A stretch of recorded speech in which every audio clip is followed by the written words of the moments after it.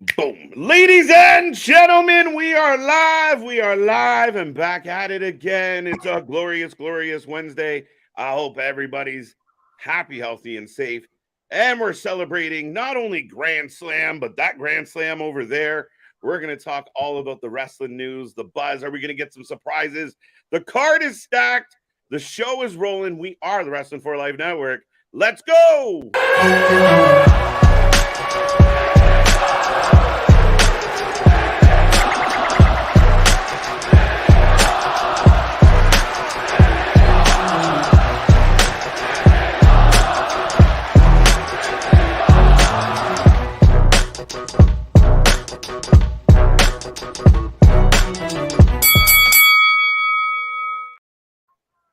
Ding, ding, ding. We are live and back at it again, folks. Like I said, we are the Wrestling for Life Network. We have all the action coming up. We are the alternative commentary to all the wrestling.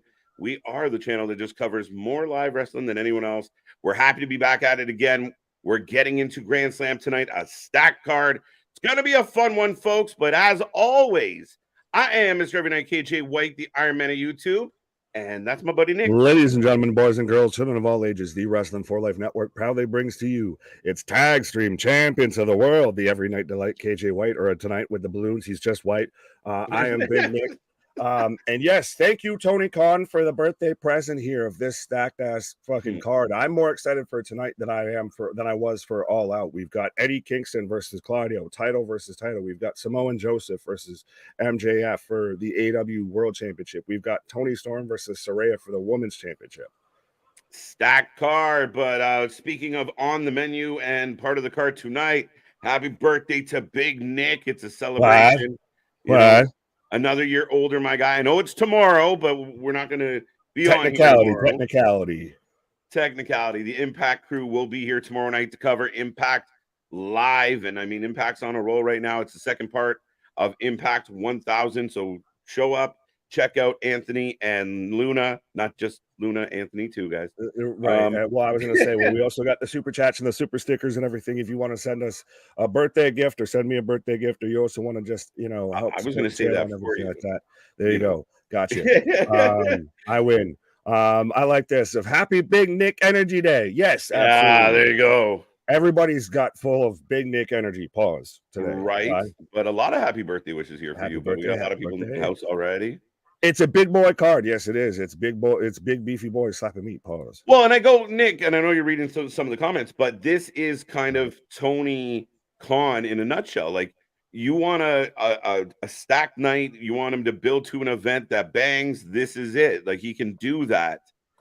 But, it's all the other stuff surrounding it that we feel is lacking at times.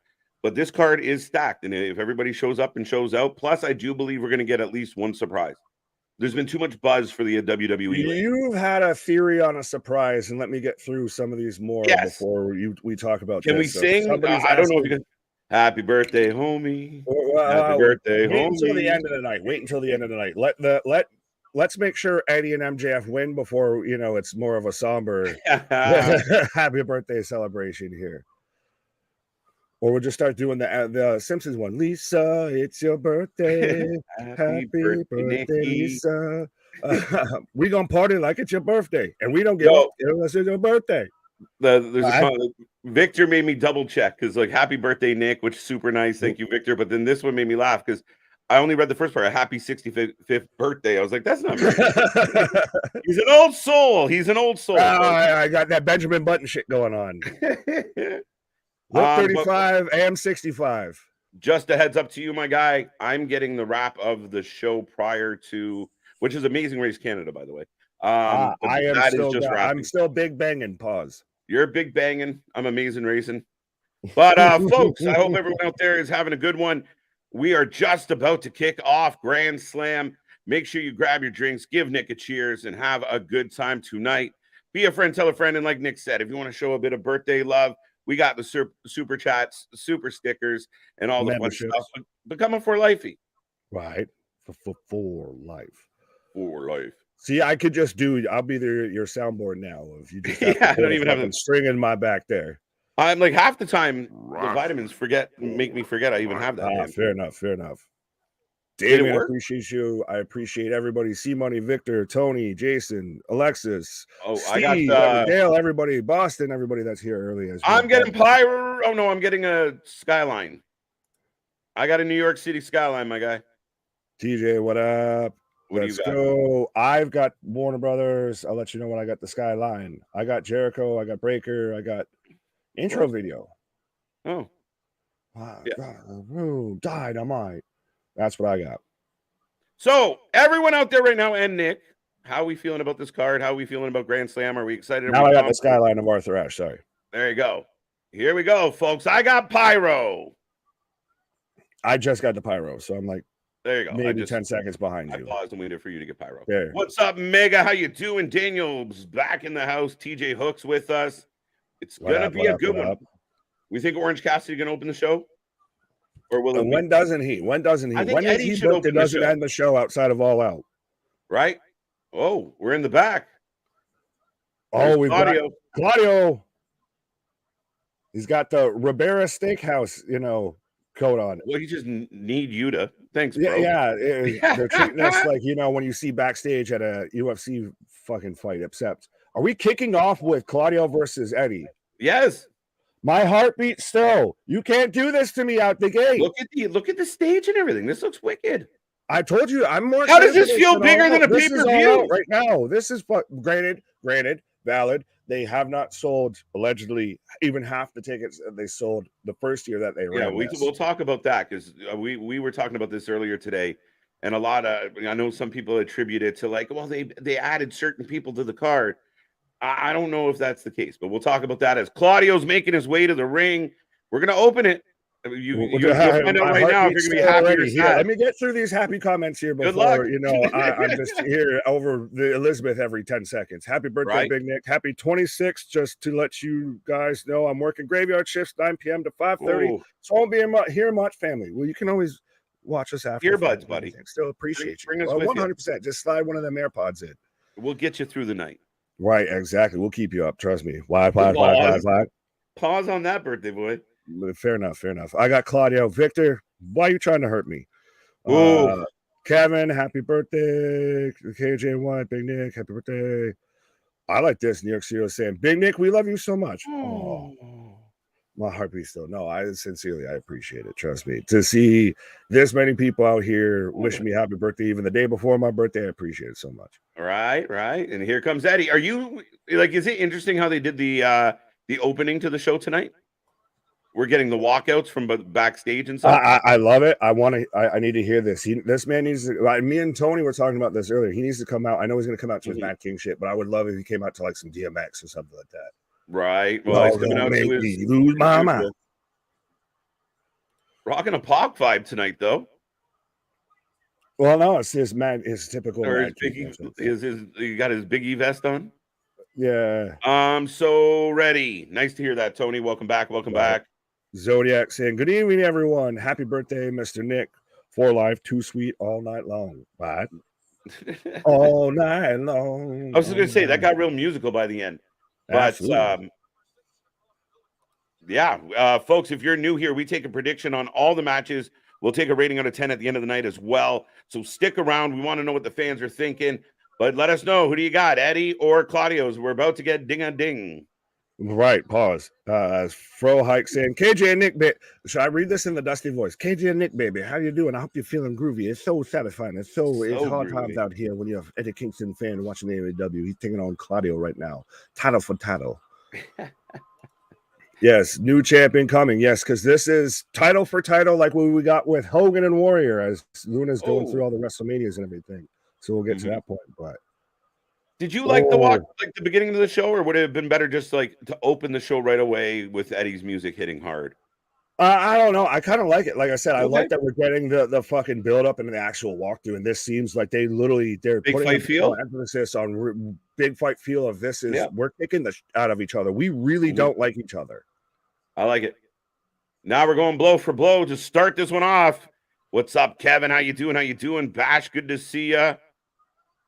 We're starting off with the back and forth trading of chops and elbows and everything. I don't know if I love it, but I feel like this is how I would expect this to start off to an extent.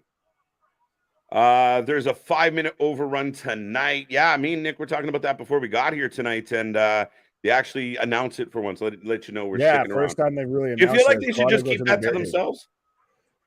Yeah, it always takes away from the suspense if you know it's going to go over versus, oh my God, they're not cutting out. Like, this is going to get crazy here. Yeah. You know, they do it all the time, so who gives a shit? But I remember when WWE would do that, and it'd be, you know, Raw is supposed to end at this hour, and they'd run over to save in 5, 10, 15 Right. minutes. And you're like, oh my God, what's going to happen? Dun, dun, dun, dun, dun, dun, dun, dun, dun, dun, dun, dun. Alexis saying Kingston double champ. Let's hope. Let's Anybody go. Let's go. Win. Eddie. Jeff saying, what's up, KJ? Happy birthday, legend. Appreciate you, my guy. Nah, I like it. I like want some pizza. I would love some motherfucking pizza right now, Mike. Do you not want pizza? I love wife pizza. Really popped in. We're not ordering pizza. We not want pizza. JV, hey boys, what's up? 0 out of 10 so far. That's right. Here between the big boys and Mr.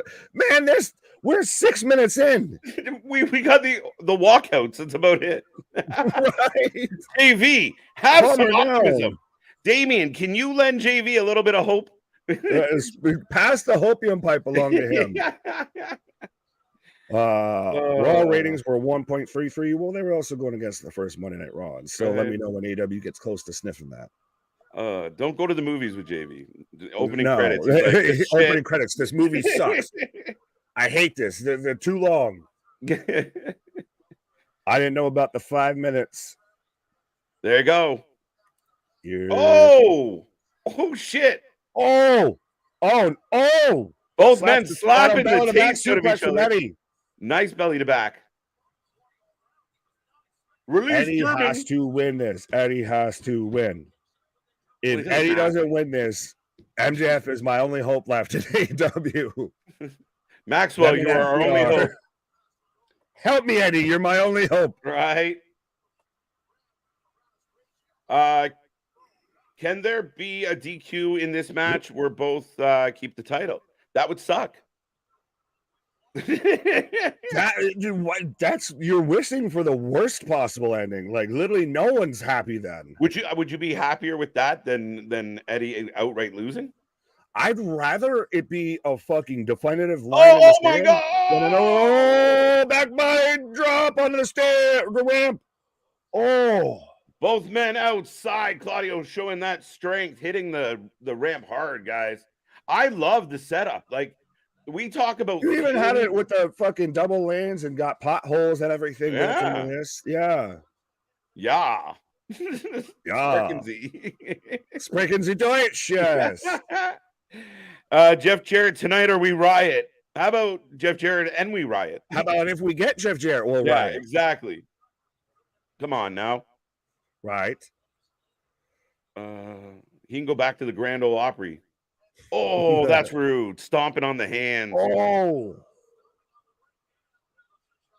Every time I think Sammy G calling Eddie a fat piece of shit, I laugh. Ballsy from the little prick. I was gonna say. Yeah, you can have that. Not even what I'm mad. Happy birthday, Sir Nicholas. Thank you. Saint Nicholas, as we can call him. Also, I ain't giving you fucking Christmas presents. You can stop that already. Yes, and no one's sitting on my lap. That's awkward. That's weird. You keep your sack to yourself. Also, yeah, exactly. Also, isn't this the type of entrance ramp where Danielson hurt himself on? I can't say for certain off the top of my head, but maybe. Getting a replay of the double stomp, and we got. Oh yeah, sorry. Wayman saying Jade Cargill to WWE soon. I think it's all but official, like a referee whistle. Yeah. Chronic saying, thank you for the super chat, my guy. Hey, happy birthday to you. Happy birthday to you. Happy birthday, Big Nick. Happy birthday to you. Happy birthday to you. Lisa, it's your birthday. Happy birthday. Did you go to picture? Yes, I am in picture with American Dad. Oh, I went to full commercial.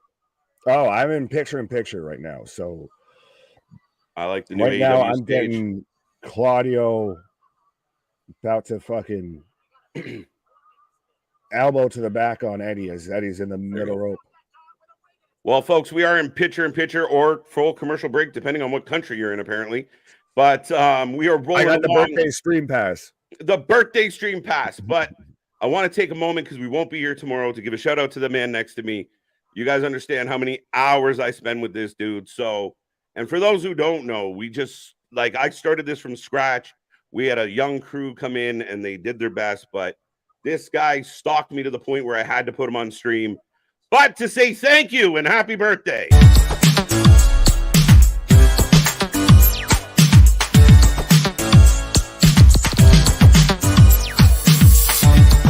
That is Big Nick. Ladies and gentlemen, boys and girls, children of all ages, the Wrasslin for Life Network proudly brings to you its YouTube tag stream champions of the world, the Every Night Delight, KJ White. I am Big Nick, and yes, we're here for Punk Out. I mean, All Out tonight.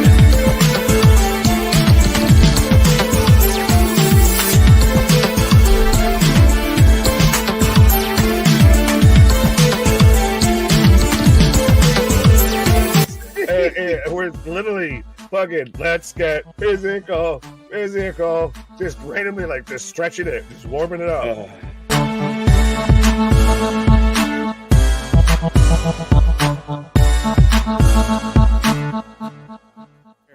Tap! No. I'm Dana Bryan right now.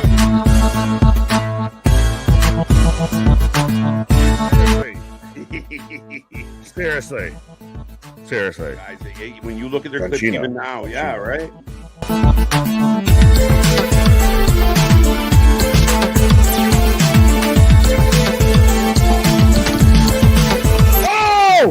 Oh, sorry, I just got a replay of the fucking second quarter. I thought it was, or second period, I thought it was the OT.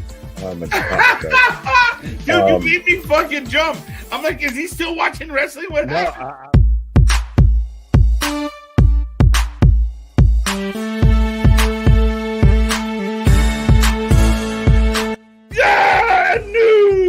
Our shit is real, our shit is raw, our shit is authentic.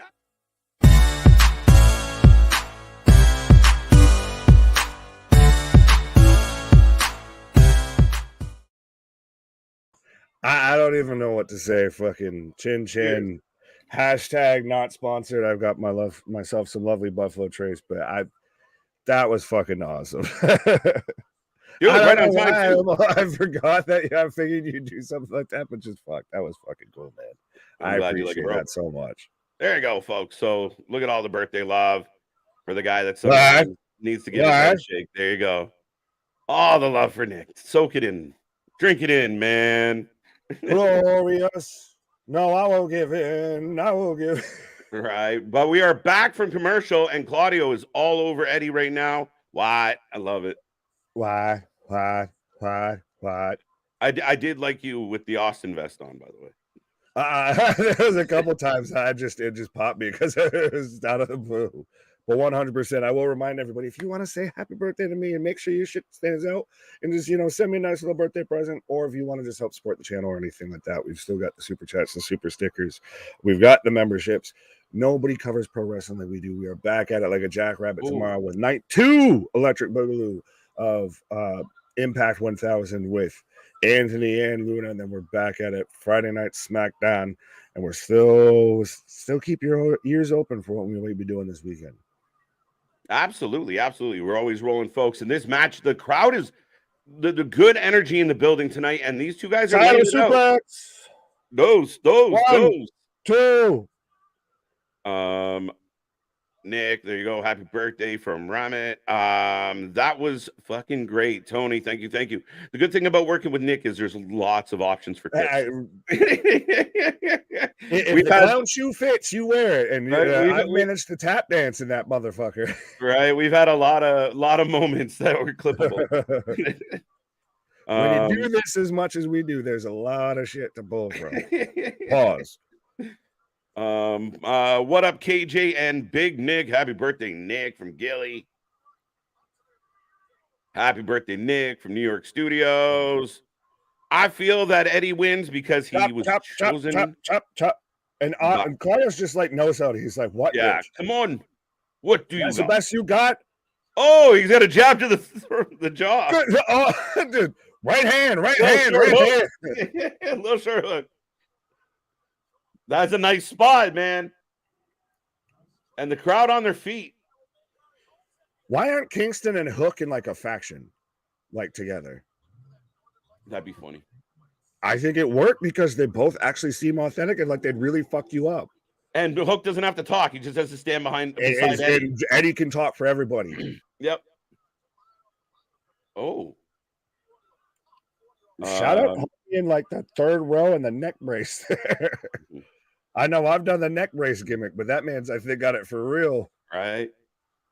I don't know how much New Japan plays into the decision making here, Richard. You could be correct. I don't know, but I will say that I feel like Eddie was destined to win the belt prior to popping the hernia, so they put him on the shelf, and I think this is his comeuppance finally. Has this lost steam because of that? Though? A little bit, and not just that. When he came back, they had to go through all like the Carnage matches to get here. I feel like if it was because it was a preset story, I think they could have got into it quicker. But hey, here we are.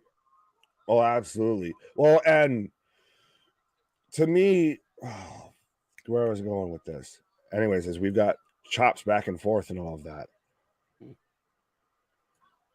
Oh, but I was saying how now with this that it's happening, it feels like if it's not Eddie, like if Eddie loses here, a lot of people are gonna just be like, "Fuck it, I'm done." Like we excused you the last time. Now this is happy. I even put it out on Twitter of Happy National Eddie Beats Claudio Day. Oh, wow. A little there. Two count. Rolls it back through. Two count. Big European. Oh, yeah. Oh no! Don't say that. Don't say that. Woo, two count. Late two. Yeah, that Hurricane Rana roll through spot was a little sloppy jalopy of Eddie's. Not exactly Ray, but still with the cross arm. Sit down. The Pearl River plunge. Powerbomb. Oh, two count. Okay, so you're a split hair behind me. Crowd is on their feet. How are you feeling, folks? Give me some flames. Give me some thumbs up. Give me some birthday cake. Give me something. Give me that birthday cake. That's later. This Friday on Rampage, 2 hours. Oh, Rampage 2 hours is Friday. Oh, good. Yay. You read off some of the matches. I'm like, oh shit. Rick Ross is all elite. I like that sign. I've got Claudio grabbing. Oh, the backhand. Spin it back in. Yo, this crowd is electric. Snapdragon. Oh. Dude. Spin it back fist as Claudio's barely hanging on.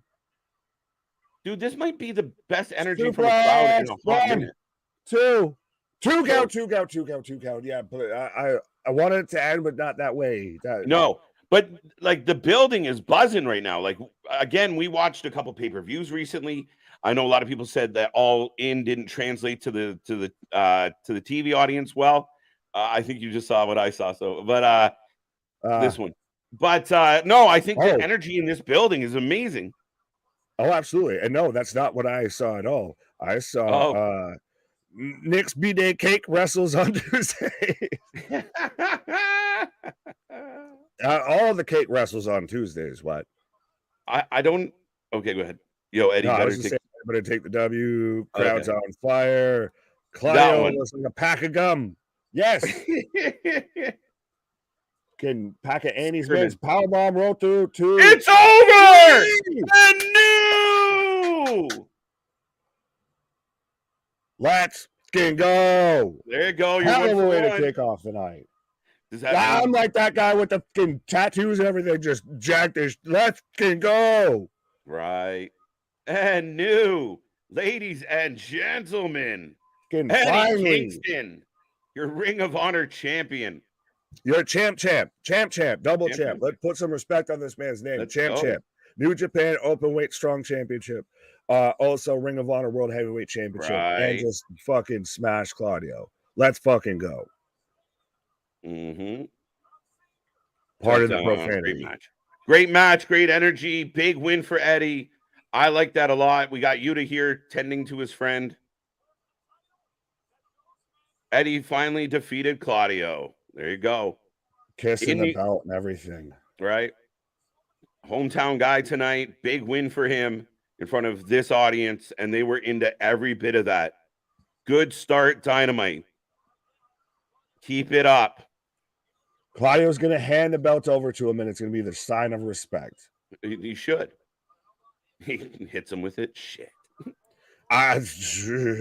Don't you put that evil on me. Oh, he's going for the handshake. The Mad King. Well, this all started before. They wouldn't shake hands and everything. Eddie shakes his hand. Claudio hands him the belt. And I like that, though. If they just kind of shook quick and then just, here's your belt, keep it moving. Of like, I respect you, but fuck off. Yeah, I don't like you. Right. What's up, Sonic? How you doing? And yes, and new. Victor goes 0-1, 1-0. Eddie won. Yes, he did. Eddie wins. More cake. We're getting a lot of cake tonight. Right. Holy shit, Eddie won. Eddie. Crowd is fire. It's still so weird that you're like halfway surprised that Eddie actually won with the way that but the crowd's going fucking nuts with the fact that he won. And a hell of a match. Hell of a match, and the waterworks are in effect here. And this man's double champ right now. I can go softly into turning 35 knowing that Eddie Kingston is double champ and all is good in pro wrestling. Absolutely, man. Great. And again, we talked about maybe a missed opportunity with pushing Eddie to the moon when he was hot. But at least it's just nice to see a guy like that. Now Ring of Honor becomes you got to tune into it. A little bit more. Yeah. Don't worry. They usually don't book the champs on Ring of Honor. They just save them. Yeah, unfortunately. That means he'll stay constantly on Dynamite and probably Collision. Get out your neck brace. Can I flip the gimmick on the gimmick? We'll see.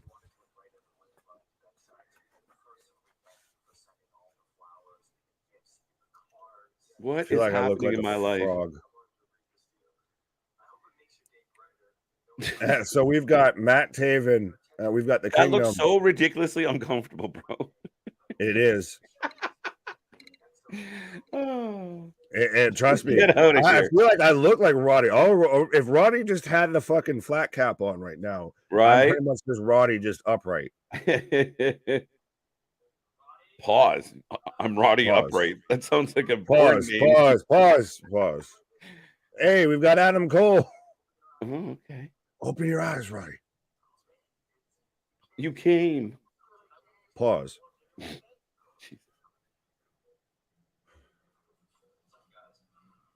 Where have you been? This is so How is Mike Bennett and Matt Taven taller than Adam fucking Cole? When have I not realized Cole's this until just now? Adam Cole's the smallest man in the room right now. He is, man. I mean, respectfully, he's this guy could thigh slap my fucking chin off, but right. Why does Taven have a rosary?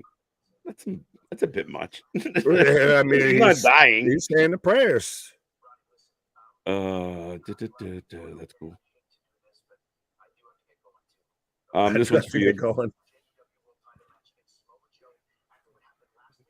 Oh, this is gonna set Roddy off because Cole is saying he's got to be there for MJF for his title match.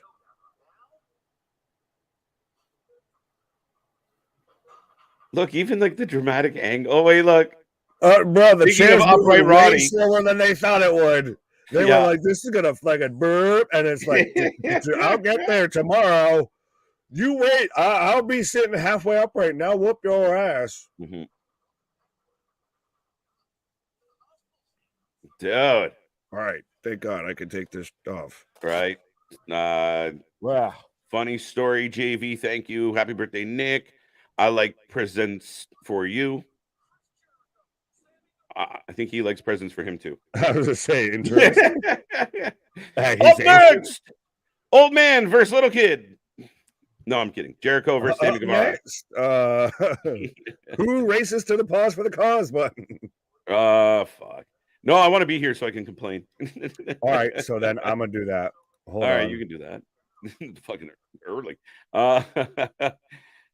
Nick's gonna take a pause for the cause. We are in a commercial break, folks. Make sure you hit like and subscribe. We're almost at 100 thumbs up tonight. So get us there if you can. We greatly appreciate it. And once again, we greatly appreciate all the birthday wishes from my buddy Nick. We honestly, guys, I mean, we have a lot of fun doing this, and that's why we do it more than anybody else out there. So thank you for being here on this Wednesday. Great start to the show. How do you feel about the skit? They're coming off a banger match. How do you feel with that little? I don't know. There's some slapsticky kind of good vibes with the Roddy stuff right now. I don't know. I'm torn. Nick's BDK got that one. Let's go. Great match. Dale, I agree. Damn, half that place is empty. They should be avoiding showing it. Joe, it's interesting. Twice they announced that they had record-breaking one-day sales, but again, it doesn't seem like they moved a whole lot of the tickets at the end of the day. And we were talking about this earlier. Nick and I and Anthony were discussing the idea of like, why not just book smaller venues and fill them, right? You don't have to go tiny, but why not kind of just call it what it is? Why book all that extra space?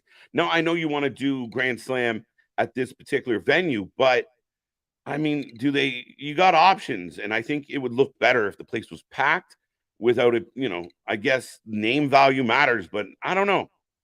It's a very interesting question. Boss Monster, welcome back, Boss Monster, actually. Everyone likes Eddie. He's real and raw. It's true. And big win for Eddie Kingston. If you were just tuning in, he is your new Ring of Honor champion. 2-belt Mad King for everybody out there.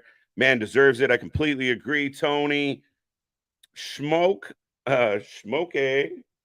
Wrasslin and Pork Chops. There you go. Welcome back, Russell. How you doing?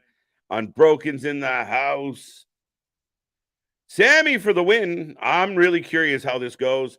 I've been public. I don't love the idea of Jericho and Sammy feuding.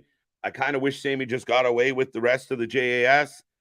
And I think eventually, like I said, right now they're all buddy, but it feels like the inevitable outcome of all this is they're going to turn on each other. We're just waiting for it to happen. And it just, to me, it's dragging on. It's not that interesting. I imagine Sammy could rival someone else, maybe somebody younger, really highlight Sammy, put him in the ring. And Jericho needs to spend a little time at home. Well, here's Christian and Lucha. I agree, Eddie deserves it. What's up, Kyle? How you doing? MJF for the win tonight. Listen, we're banking on it. I can't imagine MJF losing the belt in any way, shape, or form. So should be a good one, though. Oh, it's Nick's birthday. Happy birthday from Jim Cornette. There you go. I'll try and remember to click that when he gets back. Jericho wins this one. I'm kind of with you, Tony. I think the vampire that is Jericho is going to win this match. This Saturday on Collision, Christian and Luchasaurus, Sting and Darby. Interesting. I feel like Edge is going to help Christian win. I don't. I'll be shocked. You're going to bring in heel Edge? Like, I think the only way this would work at this point now, if you did bring in Edge, let's say hypothetically, they managed to pull in Edge. I kind of don't think you can just run into like, we're friends and we're going to hang out. Maybe Edge comes in to talk reason into like, what happened to you? Why are you this miserable prick now? Like, you're not my buddy. You're not the guy I know. What happened to outwork everyone? Now you're this guy. That's how I think they could swing it. But that would almost imply or have to lead to some type of match between them, which fair enough. But yeah, for Edge to come in and join Christian as a babe, like, I mean, it's gonna be hard for them to be a heel tag team, I think. AEW would do better booking shows in the 2300 arena and similar venues. I agree, Joe. Like here we got, Scotia, which I mean, it's the bigger venue. It's the biggest in the city, but you got places like Rico and what you can play. You could run that building, fill it, still have a good size audience, but it looks bigger.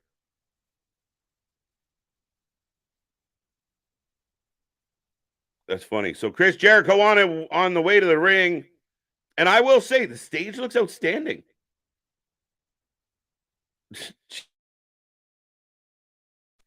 Oh my.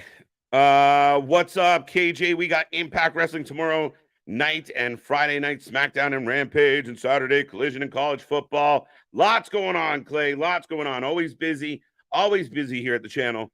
And make sure you don't go anywhere. We got it all covered. Happy birthday, KJ. It's your birthday. No, I don't believe in birthdays. No, I'm just kidding. No way Joe was gonna kill MJF. He's gonna lay a good beating to him. We're gonna think, oh shit, maybe, but MJF's not losing that strap. I mean, somehow, some way, it should kind of tie back into Cole. No, like we kind of lost in all of this. I feel like we lost the MJF Cole dynamic that we had going. And maybe I'm incorrect, but it kind of feels like they had a fork in the road. So maybe after tonight, you get this match in and you're able to come back. Oh, Jericho's ridiculous.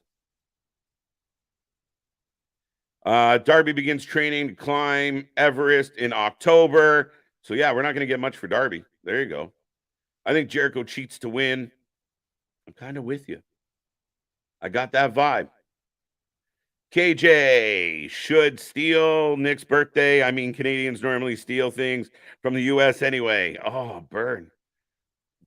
Not true. Keep your shit. But I ain't hijacking shit. I don't even want my birthday. Darby Allin, Sting, and Christian Cage, Luchasaurus on Friday. No, I think is it not on Collision, Damien?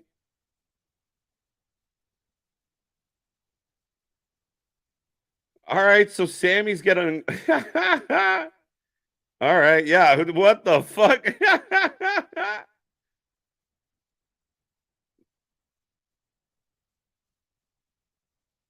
I don't know. Sammy got a special entrance. Hoodrich? I don't know what I'm looking at. Jericho looking like the banker from Monopoly. Jericho looks like the drunken uncle that won't go home. Jericho sucking up all the air. All right, we're getting ding, ding, ding. We will take any predictions. If you haven't made a prediction yet, folks, get it in the chat. Let us know what you're doing, who you're taking, and who you expect to win this one.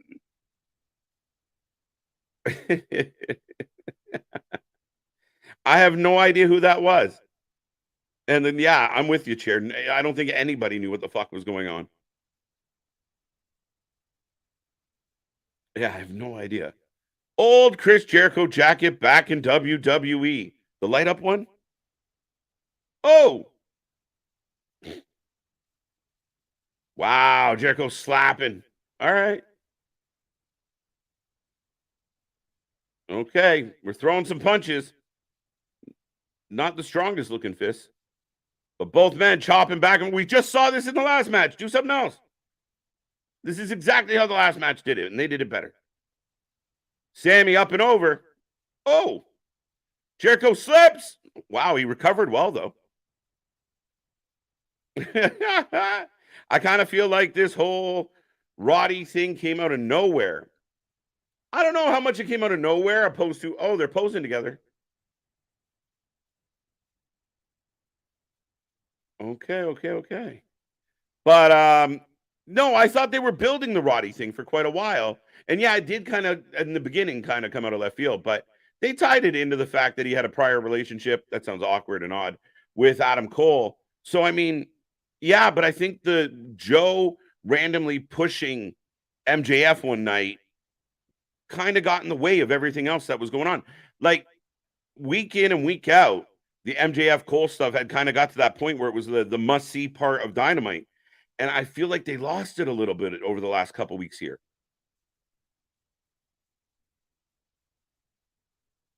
Dun, dun, dun. Hi. You came in on a dead spot, so I don't have a witty, like... No, that's fine. Trust me. I realized that too as well. I was like, what can I say that's witty to come back with? But there was nothing really. Speaking of... Anyways, but I do get what you're saying with the Samoa Joe MJF things kind of stagnated the Cole thing. A little bit. At the same time, it's so weird, but I also kind of like it that they're playing into something that's innocuous from NXT. Yeah, that's Like interesting if too. there's a way to have a feud with MJF that doesn't involve Cole, yeah, and doesn't involve Punk because he got fired, this is probably your best option. I'm curious. Is it interesting to anybody like for AEW to use a storyline that essentially starts in WWE? They use wrestlers. They use fucking this and that from WWE. So why not use a fucking storyline from there? Code breaker. Oh, out of nowhere. This is, but Just even slow between right Ref down. Aubrey, this is who can get themselves the most over in this match. I feel, But between listen to the crowd, guys. You guys remember that last match we just had? Listen to the difference. that's why in the I crowd. sat there and I was like, let me take my pause for the Yeah, I calls might right be. now and everything. I might not make You it. can To the end have of the that. That ain't what I'm mad at. But again, Sammy's a high flyer. Sammy's young. He's agile, and you have to slow down to wrestle Jericho. This match is going to get 5 stars from Dickie Dave. But even then, there isn't like, is there that much momentum behind Sammy Guevara right now? Even none. Sammy's in that same category with like the Bucks, etc. There's no suplex on the outside, but there's not a ton of momentum behind. No, I believe that Jericho has swallowed. Like there is no momentum for anybody that was in the JAS. There's no momentum. Like he doesn't. Sammy Guevara's like just the fucking little henchman now for Chris Jericho. He's there to halfway keep Jericho relevant as well. Sammy Guevara, right? No, speaking of that, did you hear Jake Hager retired from MMA? Am I supposed to care? My brain literally struggled. I didn't know he was still doing it. I was like, wait, what? Whoa. Now those are words in a sentence together. Right? I didn't even know he was still doing it, my guy. Honestly, and I mean, to be fair, I think he was like 2-0. He's got a better record in MMA than Punk does, but I think Punk's at the record in backstage altercations. Right? Yes, the light up jacket. I remember they made it. Who destroyed it? It wasn't the Miz. Was it Dwayne? Somebody kicked the living shit out of that jacket. And he was Goldberg. Maybe. Match prediction was nobody wanted to see this match. Facts. Agreed. Listen. This is your palate cleanser. This is your pause for the cause. This is let's talk to the chat and everything like that match. Yeah, absolutely. KJ, oh wait, before I read that one, what was the one? Somebody had one for you. Oh, about Unbroken saying happy birthday from Jim Cornette. Yeah, no. Are you trying to say you're Jim Cornette in disguise there, Unbroken? Like, there you go. You have an alt account. If we only knew. KJ, did you hear that some of the WWE higher ups, Deuce, not want to see Cody Rhodes ever win the WWE Universal Champion? Do you think that's true or false? That is false. Fake news. Yeah, 100% of A. Why would that be a thing? B, why would that be public information? And C, how can you specifically get to Cody Rhodes never wins this world title? Like, and they have 2 or 3 of them at this point. There's nobody in that building that I believe that matters to the company that would ever say never about anything, because they're smart enough to know, even if you're like, I'm not big on Cody right now, never say never. And beyond that, keep in mind, this is a guy that Vince went to his house and said, here, we would like you to come. We'd like you. We're not just, we're not going to change you back your name. We're not going to fuck with you. We're even going to bring in your music. We're going to give you a WrestleMania moment. So let's He's like, yeah, Vince, you should grow that mustache. It'll take away from everyone talking about my neck tattoo. Yeah, you can be dashing Vince. There we go. You Zorro Vince McMahon. Right.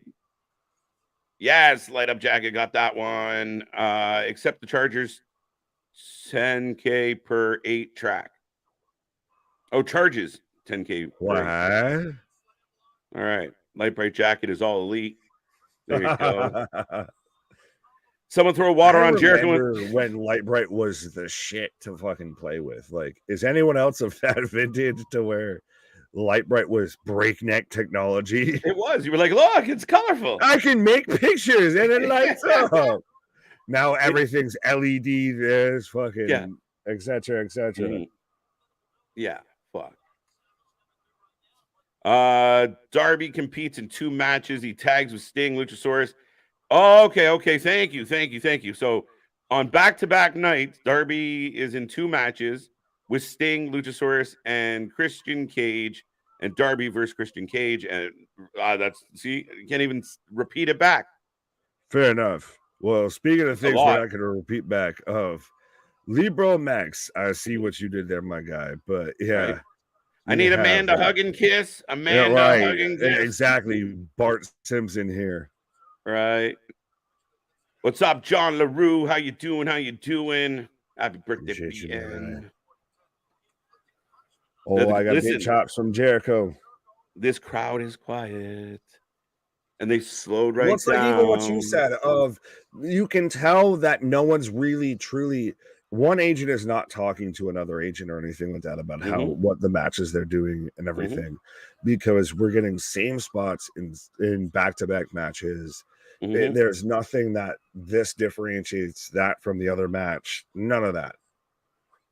Yeah, no, I mean that's happy birthday from Mr. Fuji and Bobby Heenan, you pencil neck geek.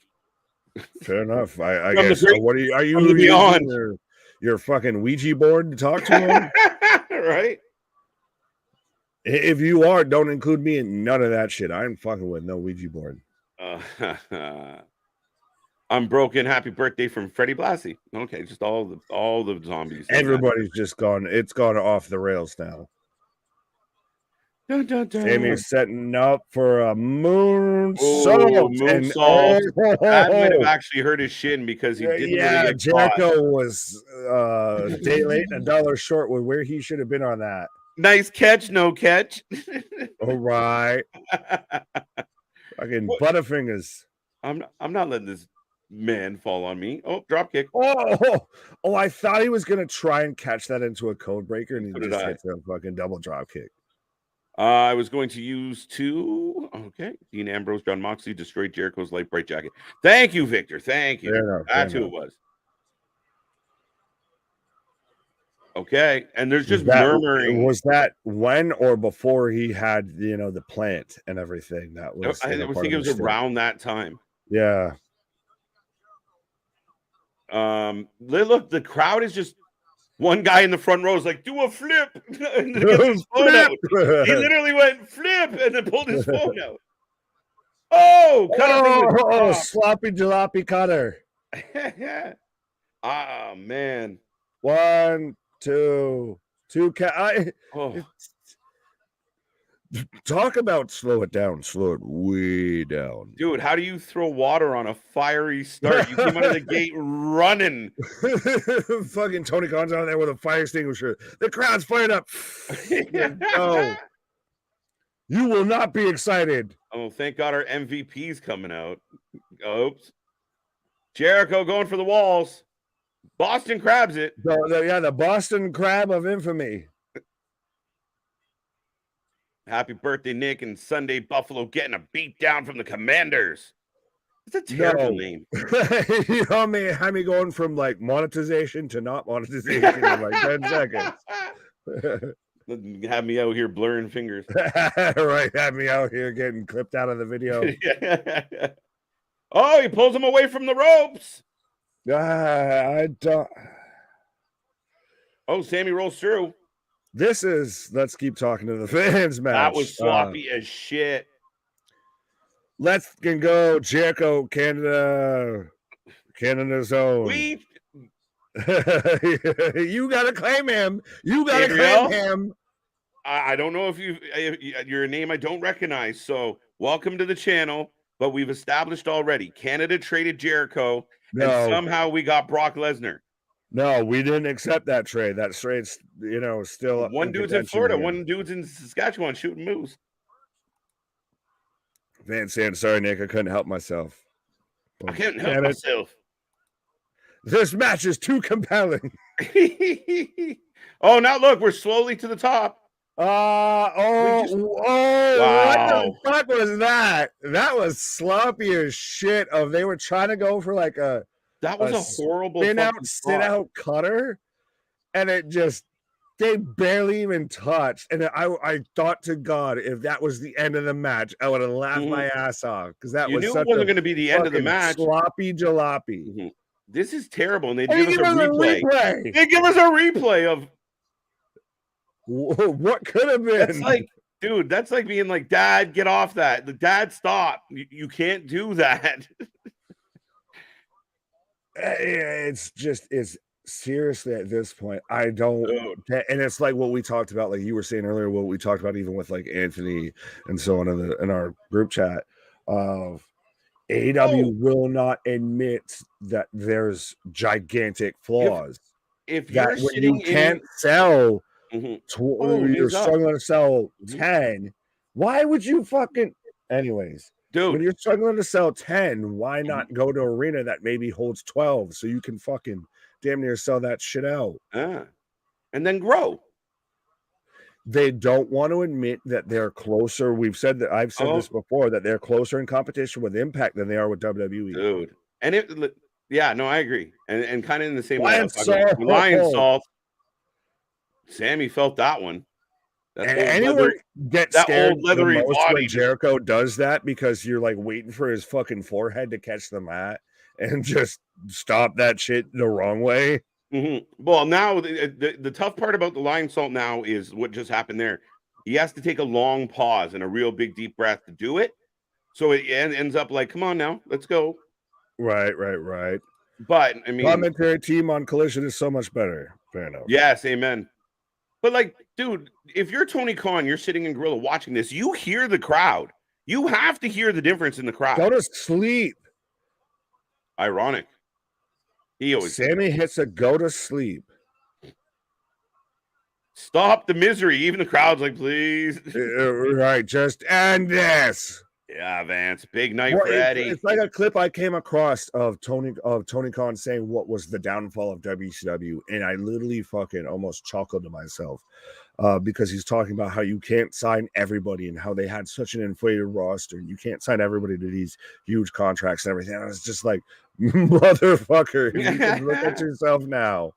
Shooting star into sloppy codebreaker. My God. Can we stop? You're gonna hurt Sammy really bad, and it's Sammy's fucking comatose. Guys, Jericho didn't cheat. He didn't cut a corner. He beat one of the fucking pillars. He's almost 60. That indulgent son of a bitch. And as I don't know if they were even teasing somebody because he's just got like static as his intro video right now. Mega. I have to disagree with you, my guy. No. What part of that match was good? On the side of Sammy, like Sammy might be legitimately like out. Well, let's go through some criteria for evaluating a match. The crowd was quiet. The big moves were sloppy for the most part. It was slow. Not a lot of intrigue. And there was really no, like, he just beat him clean. Sammy needs to go over this old fuck. Where are we going? Where are we progressing with Chris Jericho here? Jericho won. Like, poor Sammy, man. What's it been, 3 years under this guy? Oh, well, that's the thing is you keep him closer under the vest and everything. Jesus Christ. You couldn't, beat me. So now you need to stand in my wing here. I hope Jericho at least gives Sammy a reach around once in a while. Jesus. Pause. Sammy, here we go. We're friends again. They just won't break up. That's what I'm saying. If Sammy, do a fucking go on Maury Povich there of find out if you or Jericho is the father. Wait, we're gonna get a turn here. It's going long. The hug's going long.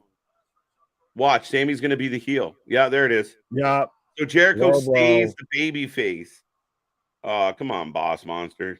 Pause on where he's there right now. Pause on that. They cut to the one fan that had. If they really wanted for this, if they really wanted to try, some of the crowd's cheering right now. There's Don Callis. This is okay. Maybe Callis just adds him into the fold. So you have Sammy, Ospreay, and Takeshita under Callis. That's not bad on paper. On paper, that's not. You were right. Originally, Jericho should have joined with Callis and soaked in all that heat and have Sammy the picked on baby face right now. I'm not the Right. biggest Sammy fan, but man, Jericho just dude, he's bad for Have business. this kid be the babyface when he's, it's known that his significant other is pregnant. He's Yeah, about to plus have a fucking kid, everything. he's supposed to be a pillar of this company. Let him go over. The problem is not that much. Like, people are like, okay, fine. But at least they finally broke up. I did ask for it and I got it. Yeah, but now he's in there with Callis. Yes. Dale's pumped. It should be Jericho with Callis. It should have been Jericho. Joe! What? Oh, I got MJF showing up in the Lambo here. right. See, Samoa Joe, you got a 33% chance of beating me at Sacrifice. Right. He must have picked him up at the hospital on the way here. Well, and I like how they even have it as like the Mets way of better than you, baby.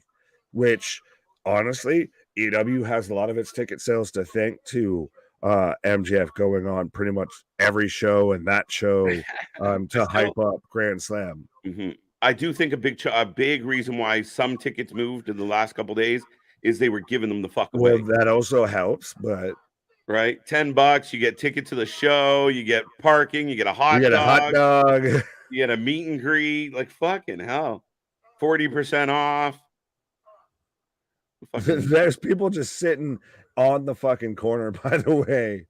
Yeah. Oh, it's Roddy.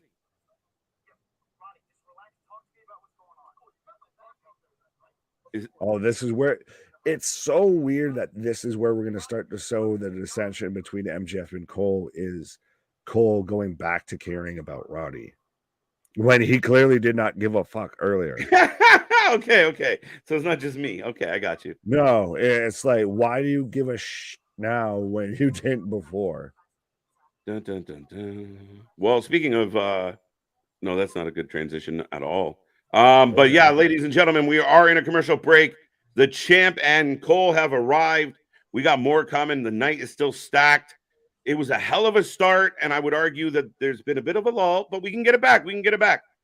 That wasn't good at all, Nick. But I'm going to pause and reflect. Fair enough. You can have that. That was more entertaining because of how rough and sloppy joppy it is. I'm in commercial break right now, getting an advertisement for Arby's, and I'm surprised they haven't gone back into. Oh, there we go. We have the meats.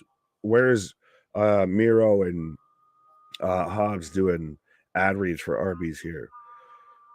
But how we doing, folks? Is about time Sammy Guevara turned on Chris Jericho. We did initially, and then we had this fucking match, and then we just reaffirmed that he's a heel again, and somehow Chris Jericho's got to stay the babyface out of the situation when honestly he's the one that should have gone heel and just been the veteran out of the little group there. Eddie versus Claudio should have been the main of the Rampage taping, close the night out in the building. No, I'm so glad that it started off that way. It was bound to have a dead spot, and at least you had it towards the beginning versus towards the end, I would say, because how do you really follow up Eddie and Claudio, and not to mention who was really excited for Sammy versus Jericho to begin with?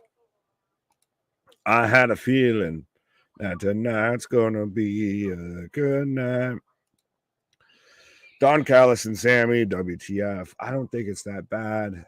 I think is Callis just really kind of starting his own stable of just young studs. I mean, it's not bad at all. I mean, it's basically what Heyman did with the Dangerous Alliance, so I could see it working.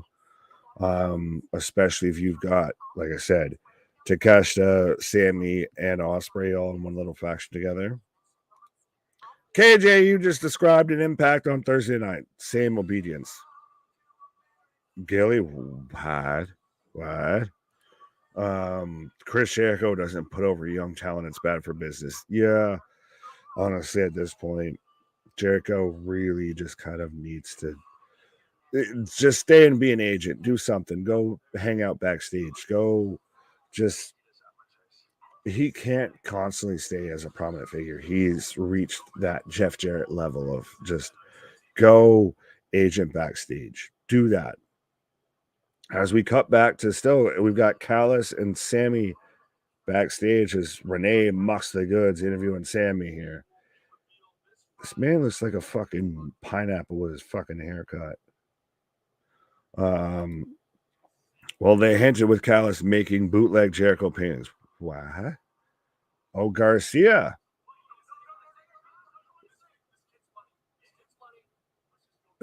Callis saying this kid's money. So Callis very much, I guess, openly trying to recruit Garcia, as that looks like literally like some old school, like, you know, WWE 2K game backstage, and your career mode of like, come here to cut a promo and go here to, you know, confront so and so. As I've got Ray Phoenix coming up right now, so give us your predictions, folks, whether you're taking Jon Moxley or Ray Phoenix for the All Atlantic Championship, or is it international? That's what they've changed it to. That's what it is, the International Championship. I think it's still going to be Moxley. That Sammy babyface turn didn't last long. I didn't even know that he really had one. MJF loses the match. Joe wins. JV, you just are trying to get me aggravated. Those two gears on the corner. Okay, boss. This breakup sounds worse than Tom Cruise on Oprah. Fair enough. Oh, everybody went through. God, Jon Moxley for the win. Moxley for the win. Can't be that important to get. Man, wait. Something revealed on Rampage. Why? What? I don't know what we're going about. Ambience, says Gilly. Why? As I've got Moxley coming out right now with just a shirt that says Death Jiu-Jitsu. Dude, how do people feel that he's number 3 right now in the PWI 500? I understand that the PWI still it's mix of kayfabe, it's a mix of shoot stuff, but Jon Moxley top 3. I mean, people are overly excited because it's all the Shield in the top 3 and everything, but is it really warranted with Jon, or is it just literally he's the next biggest name that they have outside of like a CM Punk? He's the most known name. Like, you could argue even Kenny Omega or MJF. CM Punk's probably most known until they fired him. Jon Moxley is probably your second most name outside of Chris Jericho, but at this point, Chris Jericho is known for being a fucking clown. Anyways. So he comes to the crowd and then goes to the top of the entrance ramp for no reason whatsoever. But I do think Moxley wins this match. I think, unfortunately, Renee is not going to get any sort of a vacation anytime soon here after he's gone from stepping up to be the interim champion to now he's given OC the pause here. Oh, so Moxley wants Phoenix to meet him out on the entrance ramp. So we're already kicking it off. Throwing blows. Oh, springboard step back kick from Phoenix onto Moxley here. Is Moxley better than Will Ospreay? Not a snowball's chance in fucking hell.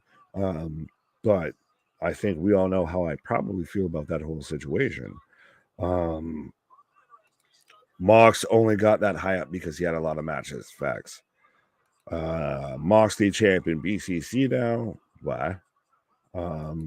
He's the only champ right now in BCC. True to say. None of his matches really meant anything. Is this a street fight? Not to my knowledge. Yeah, it's just a singles match, but of course it's AEW, to where the rules never fucking matter, because by now this clearly would have been a fucking count out. Anywhere else here, I feel, as Phoenix is rolling Moxley into the ring here. What's that shirt even imply? What? As now we finally got ding ding, so we've got the match underway now that they finally enter the ring, as we've got Phoenix versus Jon Moxley for the International Championship. Let me know who you're taking. I think it's clearly going to be Moxley. If you disagree, let me know. Mox is very overrated. Yes, he is. Surprise, Mox ain't bleeding yet. True say. Well, we're still just in the top of the hour. Give it like, maybe 2 minutes past the top of the hour and he'll probably be gushing or something like that. Is Moxley playing a character? Is this really him? I would honestly halfway say that this is much more him than any stomp from Moxley out of Phoenix, as he clearly fucking set that up.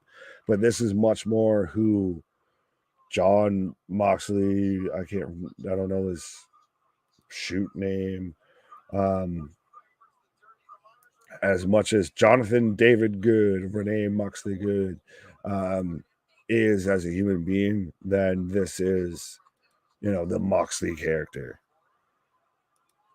The announcer said this match is a street fight. There's no disqualification. Well, fair enough. Well, I didn't see it advertised anywhere. I've got Phoenix biting John. Moxley splash zone silent the crowd. Are they all wearing tarps? Are they all wearing tarps and all of that? I feel like that's a necessity when it comes to the Moxley splash zone. Mox going to turn into the Gracie Hunter. Okie dokie. Now that Claudio lost the world title, I want to see Claudio and Yuto win the ROH tag belts off of MJF and Cole. Interesting. Nick, do you think eventually Orange Cassidy gets a rematch with Moxley? Maybe eventually. I don't know what they're going to still do with Orange Cassidy because, that man was fucking 30 some odd plus fucking title defenses, and he still really hasn't gotten too much of a pause for the cause here. Oh, Phoenix on the barricade. Oh, as he just gets shoved. Phoenix for the win. Honestly, think that when he finishes with AEW, Mox going back to WWE. I don't think so. I don't think he'll ever.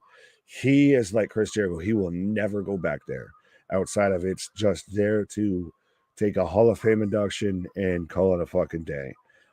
That would be the most, because those guys are so much, I want to politely say, up their own ass paws, but that they want to do what they want to do. There will always be an avenue. Someone will always pay Moxley, I feel, some money to do, fucking DDT and blade and fucking take some light tubes and some skewers and everything like that.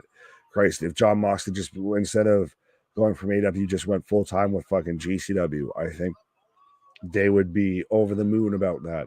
So I don't think that Moxley's heading to WWE anytime soon. Why did Phoenix get a title match? Did he win a battle royal? I believe he might have. I again, it'd be hard pressed to fully fact check me on that. I don't think he did. I think it was just there's been some tight minimal beef between Penta and them, but that's about it. Oh, up to the top. Is it me, or does the crowd not seem like uber into this one either? I think you went from really huge crowd reactions to death out of, like, deader than a doornail, and now you've got to start to have to wake them up a little bit. Yeah, there's like one dude standing up and clapping. I'm visibly seeing people go to the concession stand right now.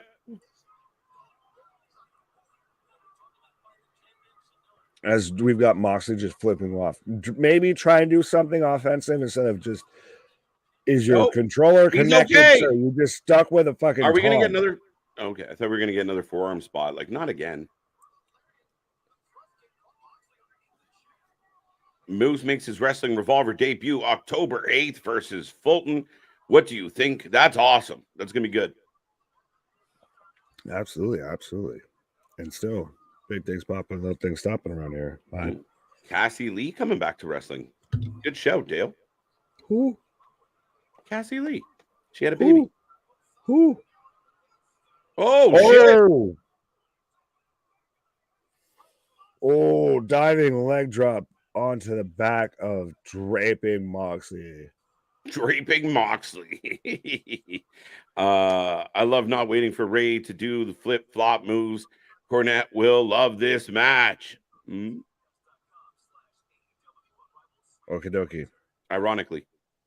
Mhm. Wrestling Revolver had a TV deal. They could surpass MLW and Impact if they have good matches. Listen, Revolver's solid. So if they have some consistency, yeah. Well, I do halfway agree with that. If they had some sort of a TV type deal, they would at least, they would be right in that realm there of MLW Impact. I think they'd be right in that group there.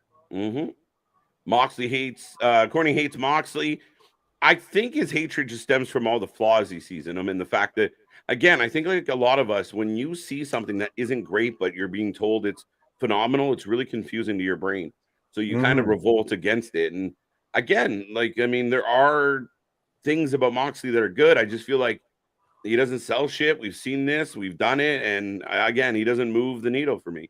He leans far more into the negatives on the critiques from people on him than he does any bit of positive. Right. Where's the bucks to carry the company?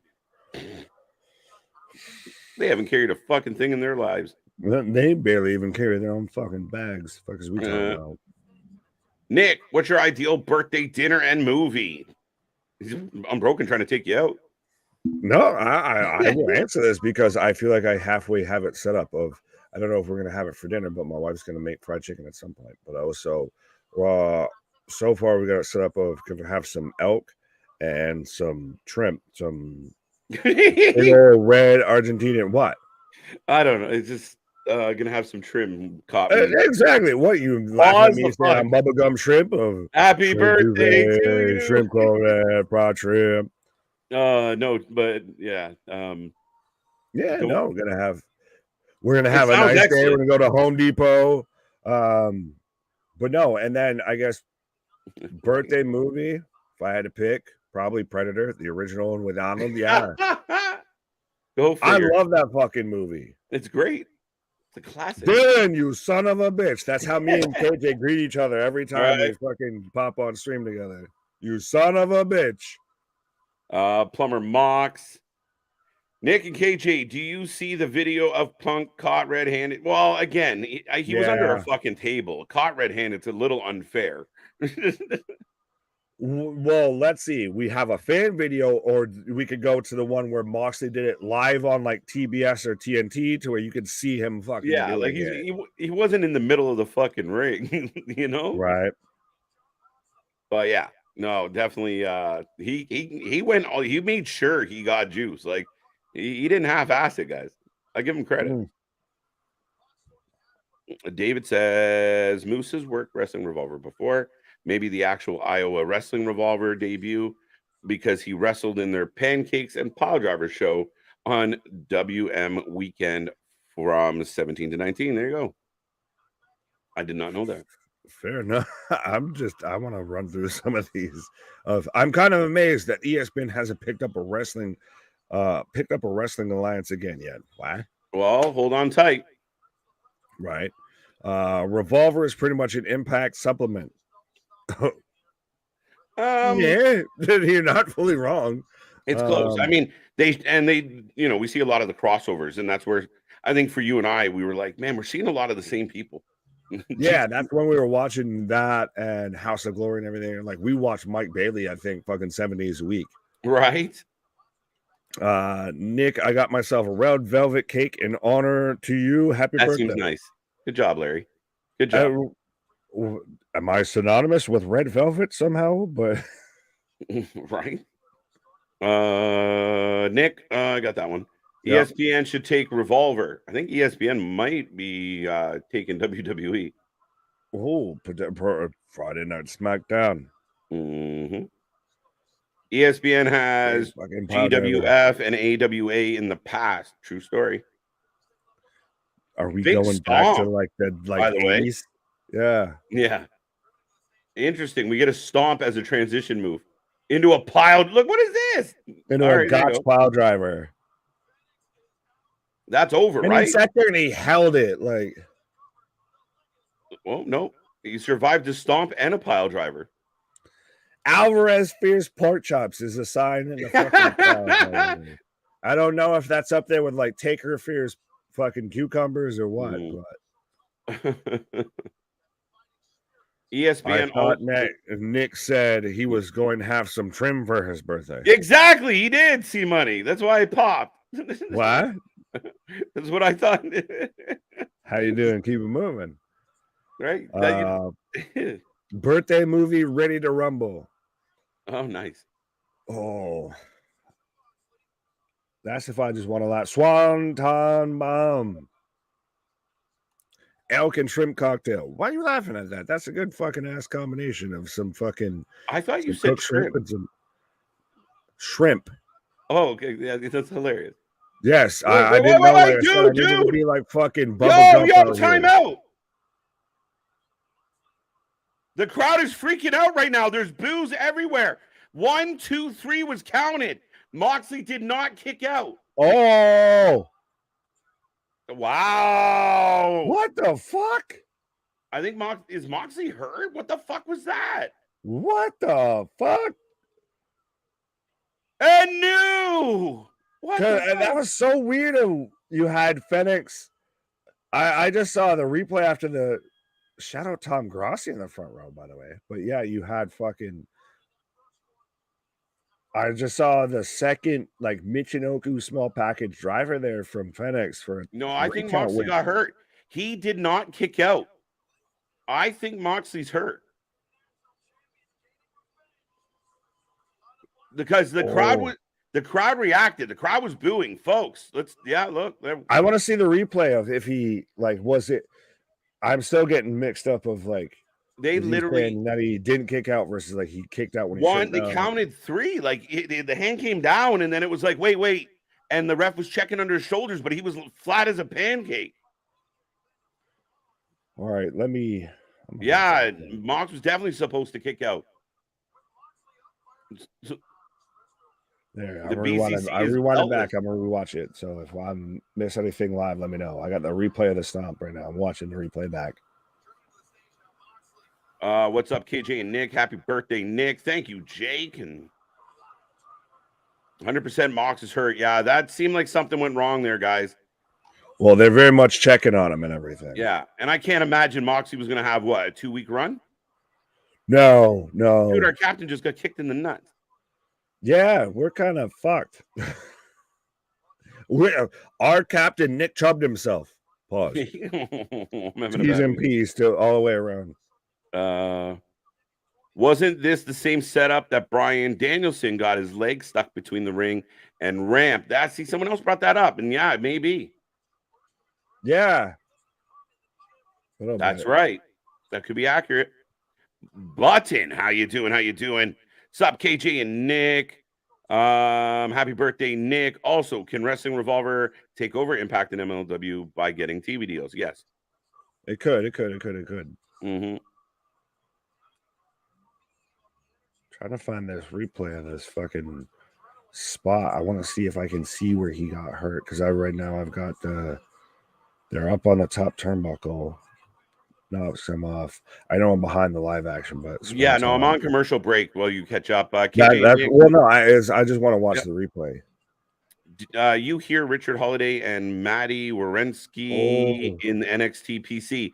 Yeah, there's a few names in the PC, including Finley. What's the woman? Yeah, okay. Now I see that though. So he was fully supposed to kick out and just fucking did not at all. Yeah. I wonder if it's gotta be if he might have just been fucking out because he got planted. And then they put him up and planted him again. Yeah, well, halfway kind of the way I feel Moxley would want to go. Mm-hmm. I feel that this audience needs prime energy to wake them up. I love you, bros, and keep up the good work. Thank you, Alan. Listen, this crowd was lit like a fucking Christmas tree. And then the Jericho vampire showed up. And then this match was interesting. There wasn't a lot going on. And then, a bit of a unsure finish here. Yeah, very, very weird finish. I don't know. I don't wish prime energy on anyone. Not at all. But yeah, they started off fantastic, super hot, and now we've just slowed way down. Right. What's up, you all? Sorry I'm late. No need to be sorry for the Grand Slam party. We're back in commercial break, by the way, folks. I feel like we talk a lot about WWE commercials, but between this and picture in picture, I Yeah, feel like where's there's quite a Curtis with few. our over-unders for our AEW commercial Yeah, break? right. Because I feel like they'd probably be higher than even Monday Night Raw. Uh, this one's for you because that just made me want to Trisco, go. skirt steak on the barb, and Bronx tail. There you Fair go. enough. So you're having, you're going with the trim. He's going with the Bronx tail. Good to know. I'm going with Wild Game. Get it? Well, it's good. What the How do I feel like I've walked into a joke that I don't even realize I fully walked into? I hope WWE signs Richard Holiday. He's a good wrestler. He is a talented guy. It'll be very interesting who comes out of this set of tryouts. Again, quite a few names in there, and sometimes there's a good gem or two that we don't know of. I think Maddie is great. I think I haven't seen much of Junior Finley. Finley, the fifth, David Right, Finley, the fifth. the 17th. But I feel like that obviously coming from that lineage, there's potential. Clearly, let's look at fucking David Finley for an example, and maybe that's what we use as a turn the knife in the back of, hey, David, when your New Japan contract's over, you want to come work with your dad and your brother? There you go. There you go. Okay, so Excalibur saying Moxie was able to leave the ring under his own power during the break. So they're acknowledging that. So he did get up. Yeah, he might have got hurt. a stinger. Oh, I don't think he got a stinger. I think he's right now up is down and left is right. Yeah, Type shit with him. The ref should have just counted it instead of like. And I That's get it. The ref panicked because he knows it's not the finish. But that goes back to the whole thing and everything of I hate to put it this way and act like, we've got 30 fucking years in the business or something, but that's the inexperience of like, cool. Well, guess what? Sometimes you got to call it as a shoot, brother. Yeah. If he ain't kicking out, that's on fucking him, and you figure it out in the back.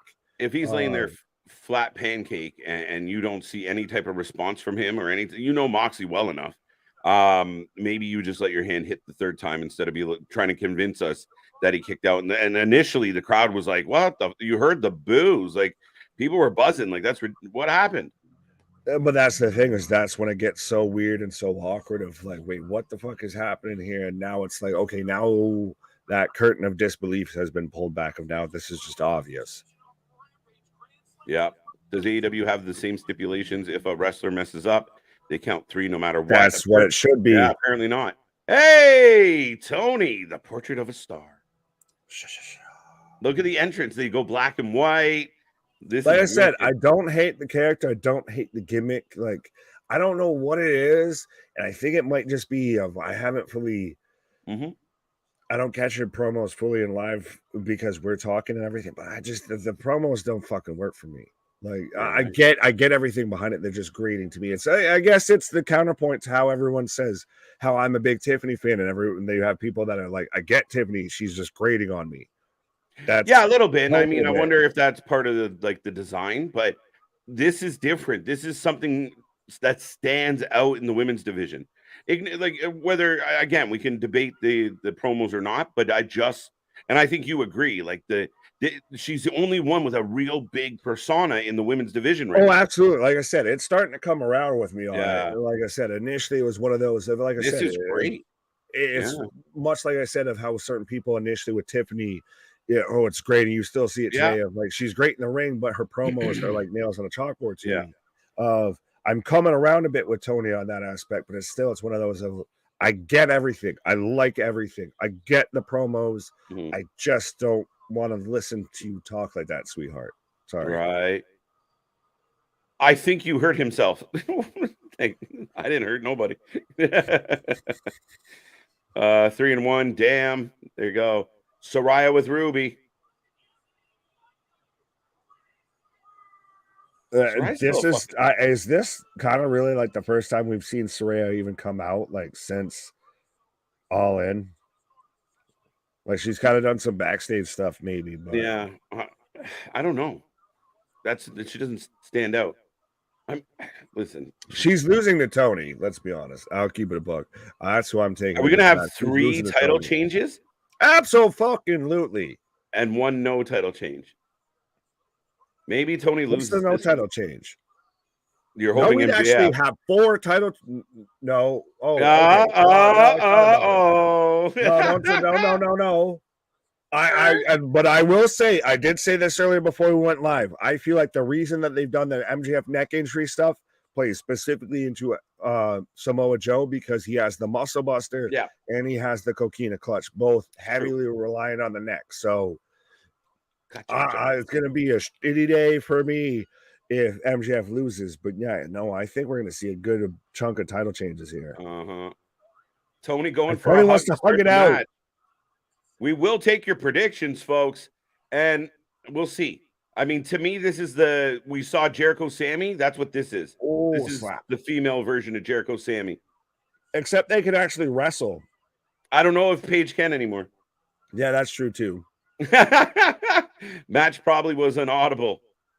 Yeah, at the end there, for sure, guys. I completely agree with that. Yeah, but if it's inaudible, it's still one of those of... Even if it's a fucking NFL game, it's a fucking basketball game, anything, you've got to make the fucking call. If he doesn't do it you still got to sell it like you're doing it authentically. Otherwise, you peel that Band-Aid off far too quick. Tony slap it. Whoa, Rev. Super kick. Thrust kick, according to Excalibur. It's only super kick. Super kick because only the Bucks do super kicks. Yeah, it seems like they do more thrusting than kicking. But stupid go. Maybe Moxley go on vacation. He might have to, Steve G. I don't wish ill on him at all, but that did not look like a good spot. And at minimum, maybe it did just rattle his cage for a second, and it took him a moment to come to. You can take a vacation, or sometimes the body and the universe tells you need to take a vacation. And I think that's much more of that of, all right, John, you won't listen to anybody else, so we're going to make you do it. Well, wasn't it John on some interview this week or late last week that, he rose out of the ring. Why? What the fuck? I got, the doctor says I have arthritis of a 70-year-old. As Ruby pulls her out. And she got shoes. Who throws a shoe? And the ref is doing what right now? Tap dancing, I suppose. Seriously. Where is he? You can't call this a disqualification because you're attacking somebody who's not in the match. Fair enough, but we should get Ruby. There's a sign that says "Watch out for the shoe." Watch out for the shoe. Oh, she used the shoe. Hey, the babyface cheats. Two count. Wow. I thought if we were going to have her win right there, that shows Saraya's. Thanks for coming. Maybe you can't go like you think you can go. Why is the babyface cheating? Because she truly a babyface. She's halfway a heel. She is kind of halfway heel. I'll give you that. It's interesting, but the crowd loved it. Mox has to be heard. I agree with Mega. I'm in drape over vintage Orton as we're in picture on the entranceway. Vintage Orton with the drape over DDT. KJ, the counted 2 and stopped. He caught, right at the end there, but right there because he knew, it was a 3. It was You got me, Victor. You got me. You got to just fucking follow through, and it's on the performer, if anything. Yeah. Hey, I mean, again, it's probably safer than him getting scooped up and dropped again, right? Seriously. Right? Even if the hope is, I don't know. Him coming to isn't good for his health. Oh, she's setting her up again. The second tombstone, another drape over DDT. It was like a Michinoku driver, but the first one he clearly landed. I don't want to say, maybe we'll have to look at Stevie's fucking breakdown of this, but it looked like he landed high on that and really he was out on Dream Street. Yeah. And then the second one, like you said, call the 3 right there instead of setting him up to take more punishment. Yeah, because in my head, in that situation, your best case scenario is he took it on the top of his head a little bit and it rattled his noodle. So he sees some stars and blacks out for a second. Worst case scenario is he felt tingling and couldn't kick out, right? So hope he's okay. Well, and that's the thing, is it's not like we can't just do a fucking rematch anyways. Just fucking call it and move on. Good show so far. I think the show started off hot and heavy. I don't know how much the last little bit is been like outstanding. Way down. Jericho and Sammy wasn't a great match for my taste, and I know I got a whole lot of Jericho bias. Moxie Phoenix was okay, but we had a weird ending, and I'm sure that's nobody's fault. And this match is okay so far. Fair enough. I'm surprised we're already an hour and a half through the show here. We're already in the back quarter here. What's up, Heather? How you doing? I guess the women's world title match is next. Well, it's on right now. That's how far we are behind on comments. There's no way that was supposed to be the match finish, and it devalues OC's reign. Everyone does this devalue conversation. It doesn't affect the OC at all. No. If anything else, could it not value OC's reign as far as, wow, that's a really hard belt to hold on? Like, let's just say he was perfectly fine. This is how they wanted it. It's absolutely. Like, wow, that's a hard title to hold on to. And absolutely. Yeah. Absolutely. There you go. Mox got knocked out. I agree. Keyshawn, how are you both doing? Well, he's having a birthday. I'm doing well. I'm over here just Bermuda, Bahama, come on, pretty mama. I mean, I'm celebrating like I'm also having a birthday, so I feel like I'm 100%. That's the way that it. Hey, I'm very much a champion of it's a great day to have a great day, no matter what. 100%, my guy. We're getting forearm spots with the ladies on their knees.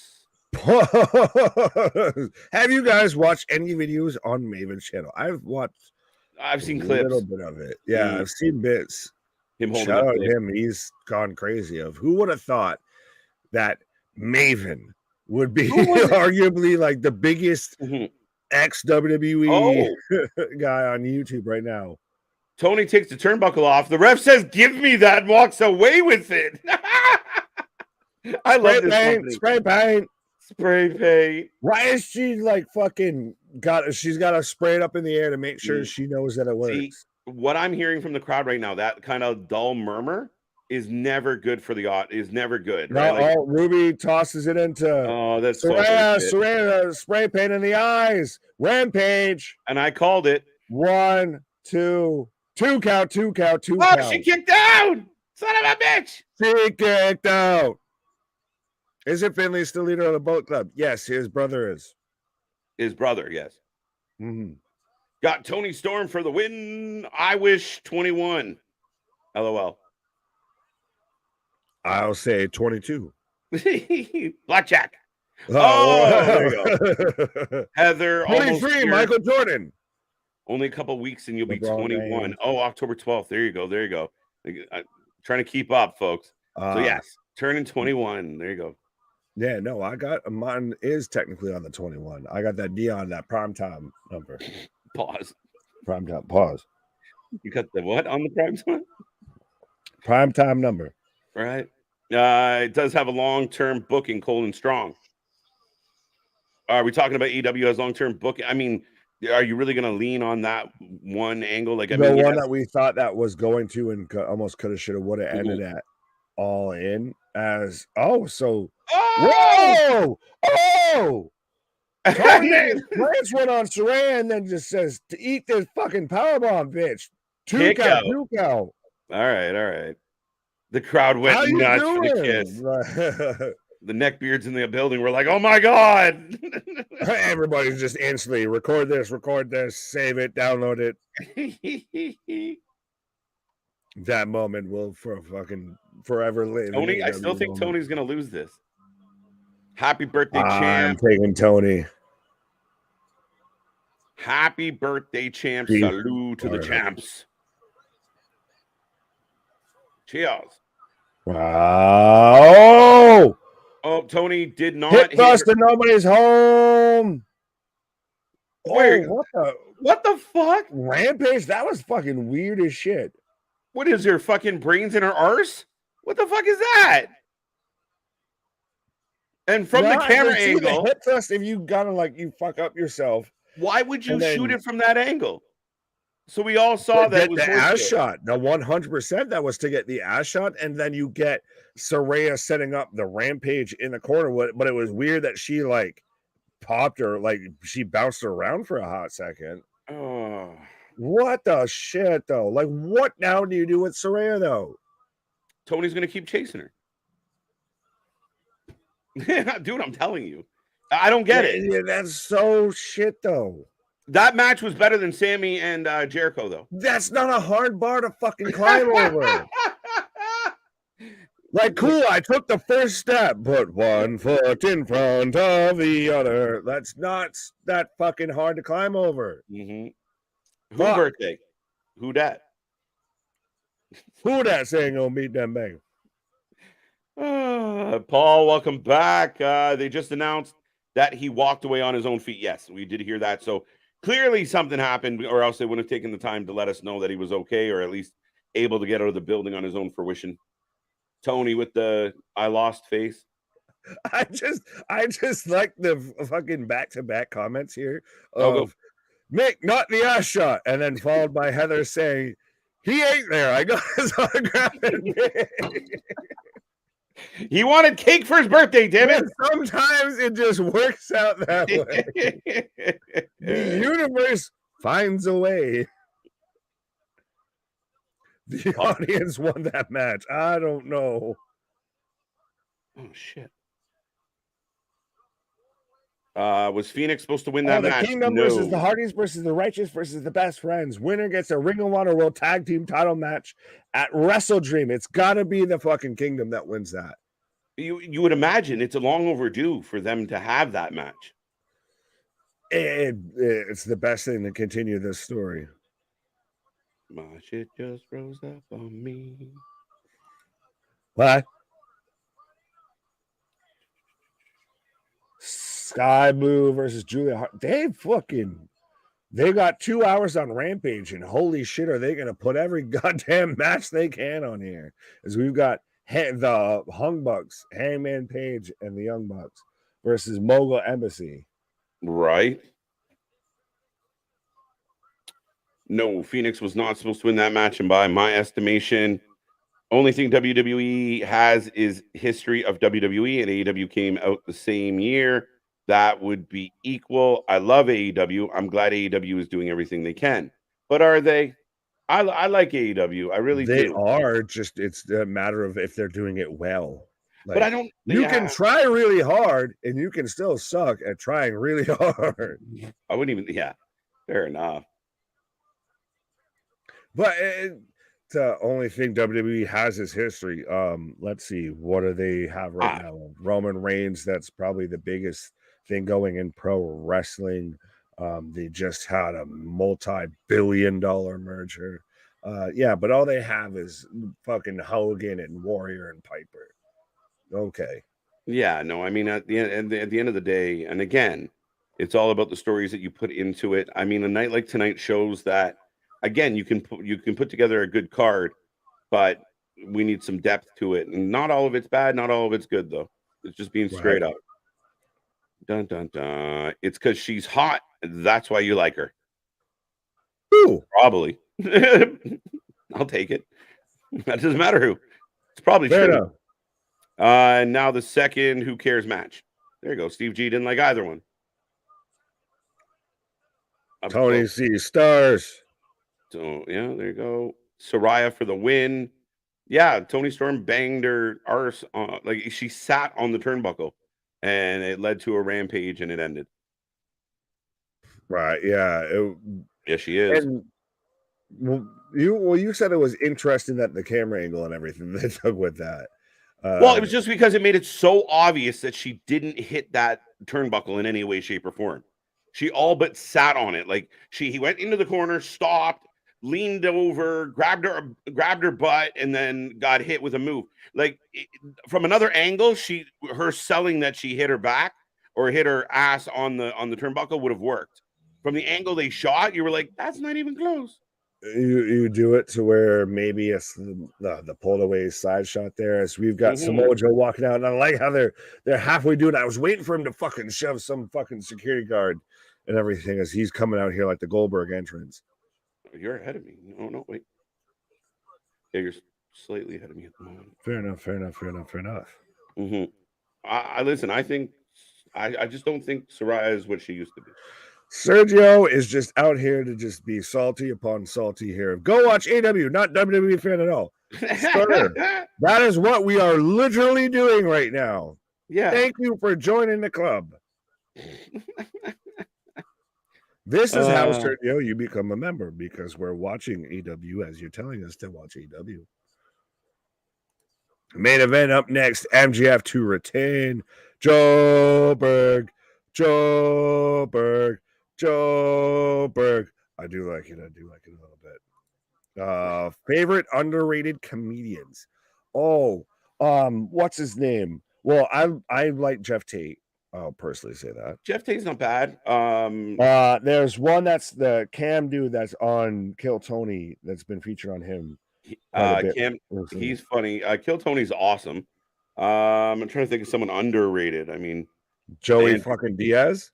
Joey Diaz is a legend. That guy is fucking. If you have not the modern day Rodney Dangerfield comedians, go watch Joey goddamn motherfucking Diaz. That's a nice shout. Yeah, that's a nice shout. I mean, I feel like at one point Schultz was underrated, but now everyone's kind of aware of him. Yeah, everybody knows he got his comeuppance. There's a guy. I said he got his comeuppance.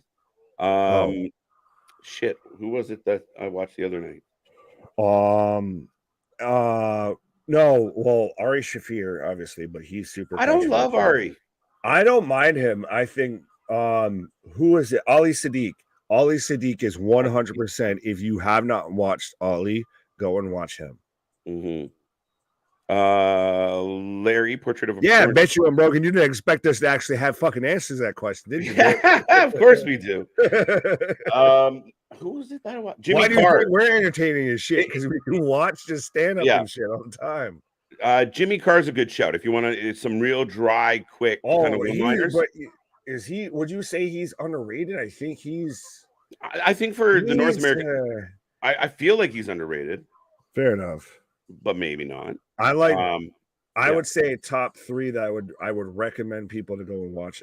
First is Joey Diaz. Second would be Ali Sadiq, and then third would be probably Jeff Tate. How do you feel about Matt Riff? Right. Not sure I'm familiar with him. He's not bad. He has some moments. He's a bit of a fuckboy. Fair enough. We are getting the main event, folks. Right. I'm going to go catch my breath here real quick before we get into the fucking hot and heavy discussions here. Vic, I have not. Hey, now. Let me scroll down. I'm going to miss some of these folks. Remember, we do have the super stickers and the super chat if you want to stand out. Trying to click on all these messages. That was hard to watch. It wasn't. It had its moments. Wasn't great though. Vampire. I'm not gonna read all that. That was a good angle though. Oh, look at this! Oh, he's doing the coke. That's awesome. Max, he's doing the Bret Hart. Where is it? Oh, I can't believe Nick went on a pause. This man's. It's his birthday. He can pause if he wants to. Not the ass shot. That is funny that worked out that way. Tony's fan dreams are not good for the company. Yeah, to an extent, you're not wrong. MJF coming out with the Mets logo. Again, Tony's ideas could be good. I think the problem is it's Jericho's idea. It's the Bucks' ideas.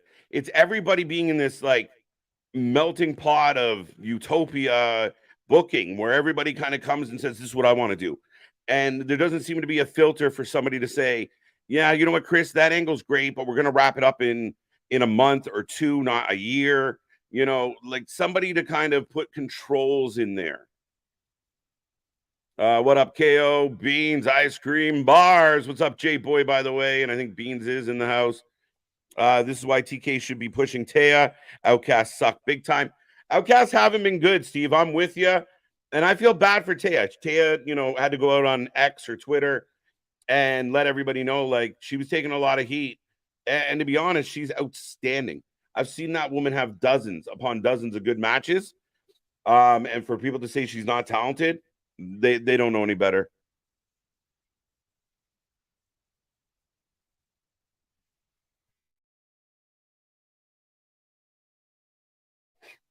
We got Justin Roberts.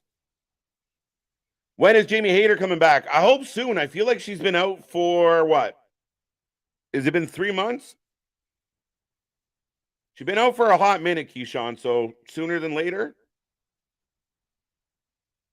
Too bad Soraya retains. Listen, it doesn't make sense to me. And again, I said this recently, and it just makes it easy. But we say it all the time, and me and Nick are just two guys that love wrestling. But I turn on a documentary, and there's Al Snow talking about the importance of, an antagonist and a protagonist and making the stories matter and buying into those characters and bad, good versus bad and all that normal, typical theatrical shit is necessary. And then you see a match where Soraya and Toni Storm are cheating. You're not really sure who to cheer for. The crowd's kind of sitting on their hands because they're not bought into anybody full-heartedly. As we're getting the intro for MJF. And again, same thing with All In about this. I mean, Soraya's a heel and she gets a babyface moment. If you were going to give her that big moment and gets to hang out and high five all her fans, friends and family, well, then, about a month away from All In, you make her a sympathetic babyface. So when she has that moment, people can cheer. But now we're like, okay, we're kind of cheer. We're happy for her, but she's the bad guy, I think. I don't know. It affects the product at the end of the day. Tony's cocky was impacted so Tony, there you go. The audience won that match. That's about it. What are your predictions on this match, folks? I got MJF. I mean, it has to be MJF. Come on, Joe, treat MJF like a punk and make him pass out. Let's go. Samoa Joe becomes number 7. Could be. I'm going to say Joe wins. Good night, Heather. Good night. Good night, Heather. Thank you for popping in. Love the homage to NY New York Mets, or my New York Mets. There you go, JV. Yeah, no, it was really cool. And again, he gets to be the big baby face in this moment. You hear the crowd. Now the crowd has somebody to cheer for. When you leave them with somebody to kind of cheer for, and half the building is kind of cheering, you get those murmurs. And those murmurs are almost bad as silence because nobody's really into anything. They're just murmuring. But MJF down, holding his neck already. Jamie Hayter will return sometime to... Wow, poor Jamie. What are we, September? Yeah, another 3 months out. That's too bad. That's too bad. I'd really like to see Jamie and then Tony get into it real well. Yeah, Jamie Hayter, I think Nick and I are neck and neck when it comes to Tony and Jamie as this division goes. But definitely 1 and 2, 1A, 1B maybe. Taya is really good. She's outstanding. I love that lady. Joe giving the crowd the suck it. 60-minute time limit. Yeah, with approximately 20 minutes left to the show. We're going to stick with it, folks. That's why you don't announce that you got a 5-minute bleed over. You probably leave that as a secret because then any near fall around the hour mark is more exciting, more intense. If you know it's going to go another 4 or 5 minutes, then maybe not. I'm broken. Good man. Good man. What do you think of the contract signing between Hangman Adam Page and Swerve Strickland next week? Okay. We'll see. We'll see what happens. We'll see what happens. Big Nick, you are missing these awesome entrances by your favorite wrestler. There you go. Speaking of Big Nick. No, I'm not. No, I'm not. No, I'm not. A wicked By the way, entrance. fuck you and the Mets. Did you see MJF do the Bret Hart? I saw the start of that and amazing. everything, and that's why I literally hijacked our fucking chat. I was like, "This is amazing!" I was instantly like, "Oh my god, I know I need to like fucking just throw some food down my gullet here," but I was like, "Oh good god!" Right. MJF is supporting a Bills logo. Where's Nick at? Was he? Yo, he's got the goddamn fucking Mets. No one survives this match. Cheap pop. Wait, what? I'm getting thrown off. See, that's me saying this is amazing. Yeah, RIF Unbroken. It's not bad. He's a younger guy, but he was on Joe Rogan recently, and I get a kick out of him. His crowd works pretty good. Okay, fair enough. Louis C.K. In doses. Controversial. So I'll ask you this: Tom or Bert? Who do you prefer? Oh, sorry. Say it again. Tom or Bert? Tom Segura or Bert Kreischer? Yeah. I think I like Tom slightly better than Bert. Fair enough. But I was surprised to learn that Van Wilder was based on Bert. Oh yeah, I knew. I didn't know that until recently. Bert's gotten old with me. Pause.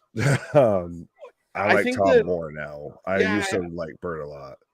I think the no shirt thing got old as too. Like it was like, okay, the first time you saw it, you're like, this guy's kind of crazy. By the fourth or fifth special, you're like, put a shirt on. That's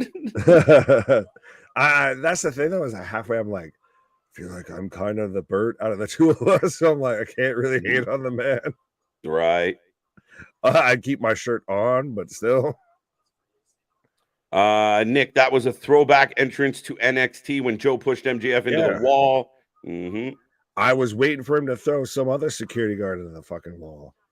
There you go. Sunny, thank you. PW Insider reporting that the belief backstage is Moxley suffered a concussion. And that's, to me, in that circumstance, that's better of the two options. So, yeah, he clearly wasn't responsive when he went down off that first one. Yeah, and we kind of thought it was going to go that way. And we just kind of more wish that the ref would have just called at the 3 instead of setting him up to take another shot. Yeah, again, I think, and again, listen, I give the ref, I know it's easy for us to say a little bit of armchair quarterback, but in the heat of the moment, when you know your hand's not supposed to hit that mat and you kind of shit your pants of like, if I count this 3, is Moxley going to get up and punch me? Like, is he going to hit me with skewers? Like, I'm going to take a girder plate to the face here because I called the 3. I think in hindsight, he's like, yeah, I probably should have counted that down. But yeah, he's fully expecting the man to kick out. And then he's like, he's not moving. Shit. George Carlin's one of the GOATs for me. He's on my Mount Rushmore. When you're talking about underrated, he is far from underrated. He is, like you said, one of the GOATs. GOAT. Yeah. To me, he is my number one. Over Kennison, over Pryor, over Williams, over anybody. Carlin is the GOAT. Carlin's right there. Get on the plane. Fuck you. I'm getting in the plane. I'm getting in the plane. Here. Yeah, and I think with Carlin, he was so groundbreaking, right? Like the words you can't say on TV, and don't say them, Nick. Happy birthday, Nick, from Smile Mark. Appreciate you. 100%. Now, do you place the small metal flap into the buckle, or do you place the buckle over and around the small metal flap? I'm a simple man. I do not possess an engineering degree. No. Seatbelt, high tech shit.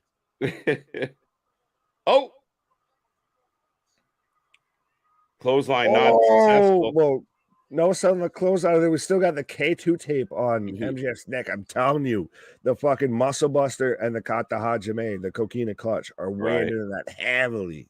Well, Sergio, we appreciate it. If you want to help us, you hit like, you hit subscribe, and hey, send your next, comments. Right, you're telling us to watch AEW as we're watching AEW. So, I mean, I don't know if we're speaking to you from the future or from the past or what, but good on you, my guy. But we're doing what you said. Oh, big ass clothesline from Joseph. Matt Reef's kid is really blowing up. And you know who one of my favorite comedians of all time was? And I knew him as a comedian before I knew him as anything else. And I think he's a little underrated because all the other shit he's done is Joe Rogan. Like Joe Rogan's stand-up is phenomenal. Oh, he's so good, man, especially his old shit. I think it will. If we could do a whole fucking podcast, Mm-hmm. that might be a side, like a membership only type thing. Is we just talk fucking stand up, because I didn't realize we had this whole Bill Burr. fucking connection. Mm-hmm. I Well, remember. Bill Burr is fucking phenomenal. I remember when I saw Bill Burr live, man, and he killed. I've seen like Lenny Clark live. Oh, we used to go to tons. To me, a guy that's really good too and underrated is Ron White. Speaking of White, oh, tater salad, let's go. Right. Big bite from MJF. 3, 4, 5, 6, 7, 8. Oh, we're getting the kangaroo. And now he bites him. Now I got the bite. I don't know if I'm ahead or behind you. I'm slightly ahead of you because I just got the kangaroo kick. I kind of wish. Now we've got the kangaroo show. Show. I wish Joe would have done the step away when he went to do the kangaroo kick. He just stepped out of the way. Yeah, as I've just got the kangaroo kick now. And now I got MJF shaking the ropes like Warrior. Ultimate Friedman. Yeah. Contract signing gimmick is a bit boring. Yeah, we've had way too many. Both companies so fucking sick of the contract signings. Button saying Charlie Murphy is underrated. Charlie Murphy is underrated. That's a good shout. I think, and that's my goat, by the way, is Chappelle. I saw Sinbad. Chappelle's like number 2, easy. 7 words networks won't use. Larry George was great. Dimitri Martin. I don't like Dimitri that much. Mitch Hedberg is fucking. Oh, dude. Good. That guy's tragic because he's a guy that I wish what would have happened if he had a few more years. I'm tired of following my dreams, so I'm gonna find out where they're going and catch up with them later. Oh, Death Valley Drive on the apron as we're taking away from this good match, talking about stand up. Welcome to the internet. Have a look around. That's like us right now. Tonight we're working for half the door. Tomorrow night we're working for half the door. And at the end of the weekend we'll have a full door. I used to do drugs. I still do, but I used to too. 1, 2. If he was alive during if he was alive during like the hashtag, t-shirt era that we live in, alive during quarantine. Oh my fuck, he would have been Bo Burnham. I don't love Bo. I think he's because I'm Bo, yo. No. CB4 is classic. Harlem Night. Now we're just on. Hey, we got a main event going on, folks. We can save this till after the match. There you go. We do love our side tangents, but let's get back to the action as Joe is pulling. Let me celebrate MJF winning here. Let me go off in that sweet slumber on my birthday. Catch you all on the other side of 35 here with MJF retaining as world champion. Ferguson got a table set up, and where's the disqualification? Oh. Saito suplex. Uranagi through the table there.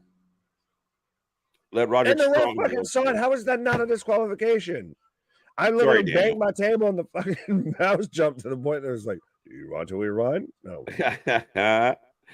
Let Roderick Strong be champ. And I think the suggestion above was and then have Adam Cole beat out. No, that's not going to work. No. We got a 2. 2 count. Yeah, Jim Brewer, Dave, and long live Paint. I can say that because I work at a hardware store. There you go. We got wood. Speaking of a hardware store. Pause. Look how even Victor had the pause in it already. All right, he knew it was coming. All right. We give Victor to give Big Dog some pause lessons. Yeah, is that not a DQ? I guess unless you, I guess the rule in AEW is you have to strike your opponent with an object. What the fuck is this? What in the name of plywood? Did he pull up the pad? It's tennis court under. No, it's a fucking plywood board. Yeah, under the plywood, right? So they cut. Oh, MJF out of it. Like this looks like when you look at a hockey arena without the ice on. Donnell's all right. But I'm telling you, that's the thing. This is fitting, and I like it. Oh, pile driver! Joe hit the pile driver. Maybe MJF is on going to the lose. bad, and that's what I was about to say. On the bad MJF neck, on the fucking plywood board, fucking. Oh, here comes the doctor again. Sitting out there. Yeah, but that's why they were selling the MJF neck thing into this, because everything with Joe's going to work around that. Samoa Joe ever been a double champ in his career? KJ, yes or no? Probably. No. I feel like maybe. If it happened, it happened in Impact. Wasn't he 2-champ here in AEW recently? With what titles? I'm trying to think. He would have been. Like I saw it recently. I feel like it would have been an Impact. The Impact's possible.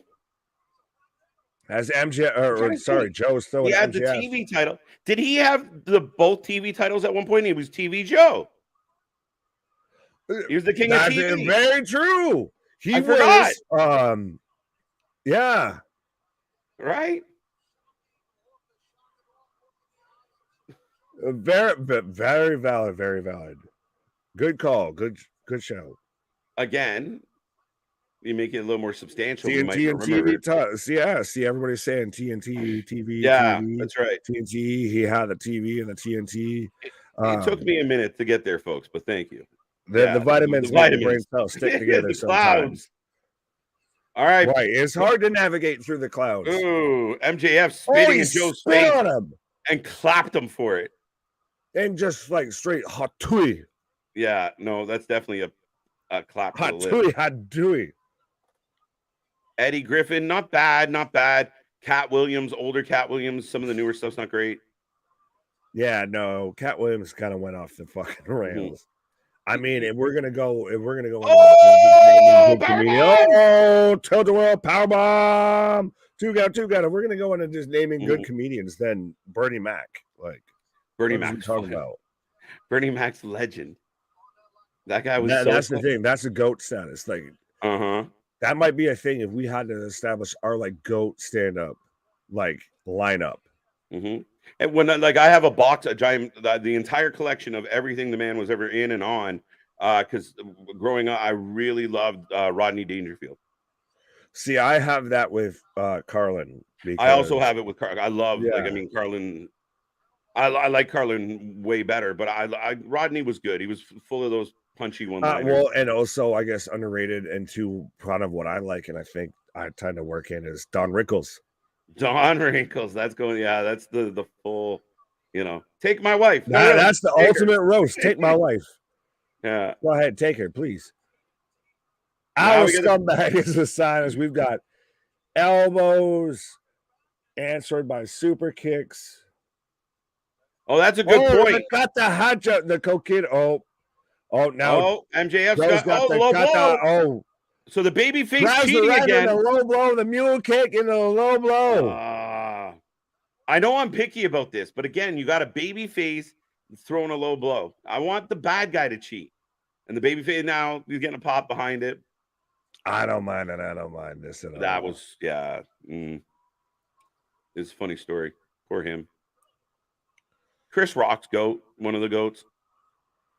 Until Will Smith backed him up. Okay, listen, he's getting sued over what he said back, so Will Smith can go. The roast master. Oh, Jeffrey Ross. I don't like Jeff. I don't even like him at the roast. Muscle Buster, 1, 2, 2 go. Yeah, I think Jeff's always one of the least funniest guys. Greg Giraldo, man, he killed those roasts. Yeah, and super sad with Giraldo too. No, Jeffrey Ross is just a roast comic. And I kind of also I like. Well, Patrice is 100%. Patrice O'Neal is an underrated GOAT. 100%. Yeah. Patrice and Jim Norton, but I would say Patrice is like already top 3. I'd have Carlin, Bernie Mac, and Patrice. Fair enough. Oh, we got company. Cole's running out here as we're getting the drink. Oh, he hurt his foot, dude. He actually hurt himself. He got hurt coming out here. He hurt himself jumping down. What? This is insane.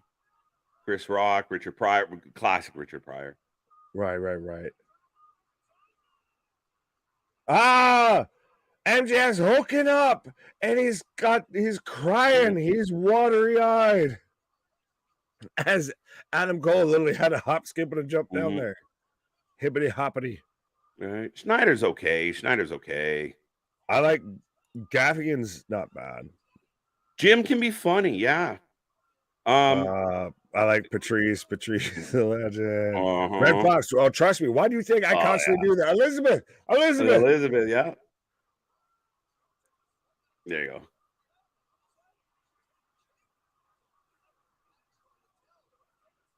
Oh, yeah, I agree with my man Chair here. Karate around the fucking neck of Samoa Joe as now MJF's choking him out, but the ref's getting fucking talked to. Like, what was the fucking powwow going on here?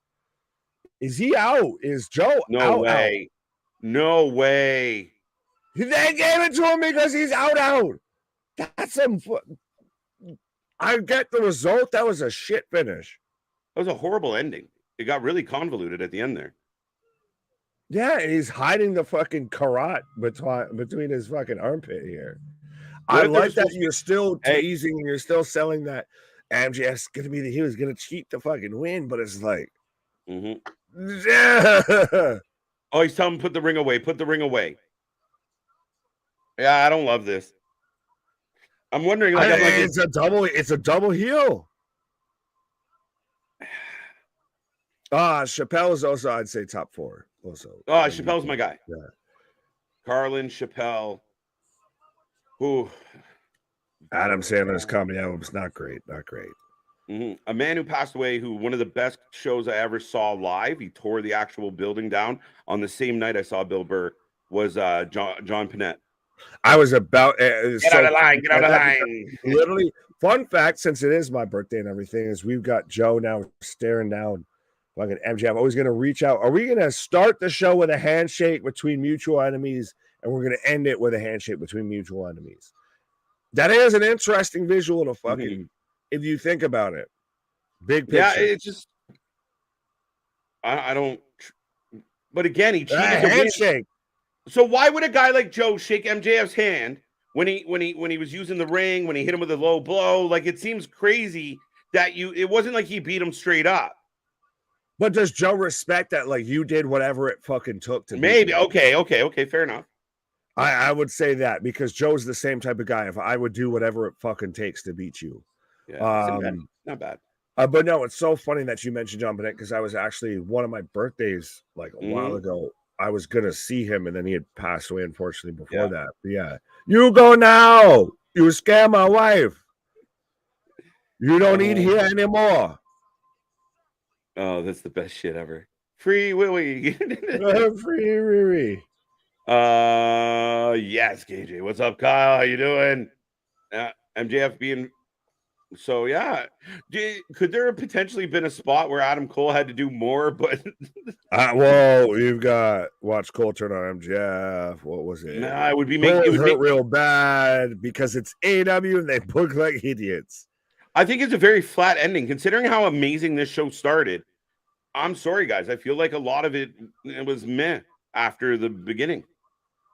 Main event was all right, pretty good. The ending was terrible. Right.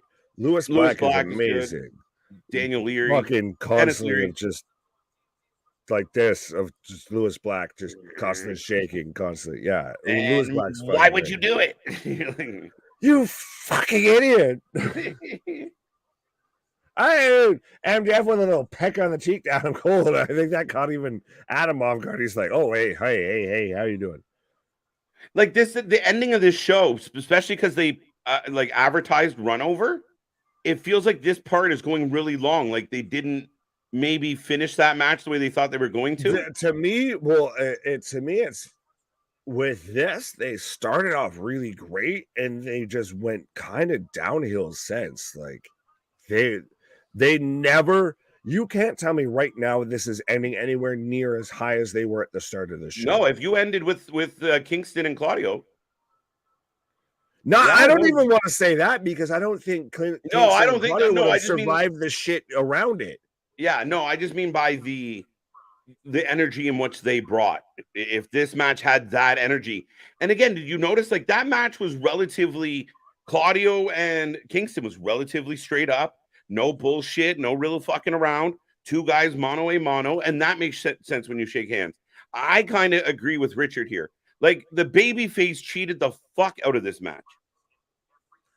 But he's supposed to be also the devil. Like that's the thing is, as much as he's the babyface, is he really a babyface? That's the halfway the constant tease. You can at least, I can get pulling on that string a bit. I don't like it, man. I don't like the heel. Like Joe's the clear heel out of the two, and But is he? he doesn't Is cheat. he?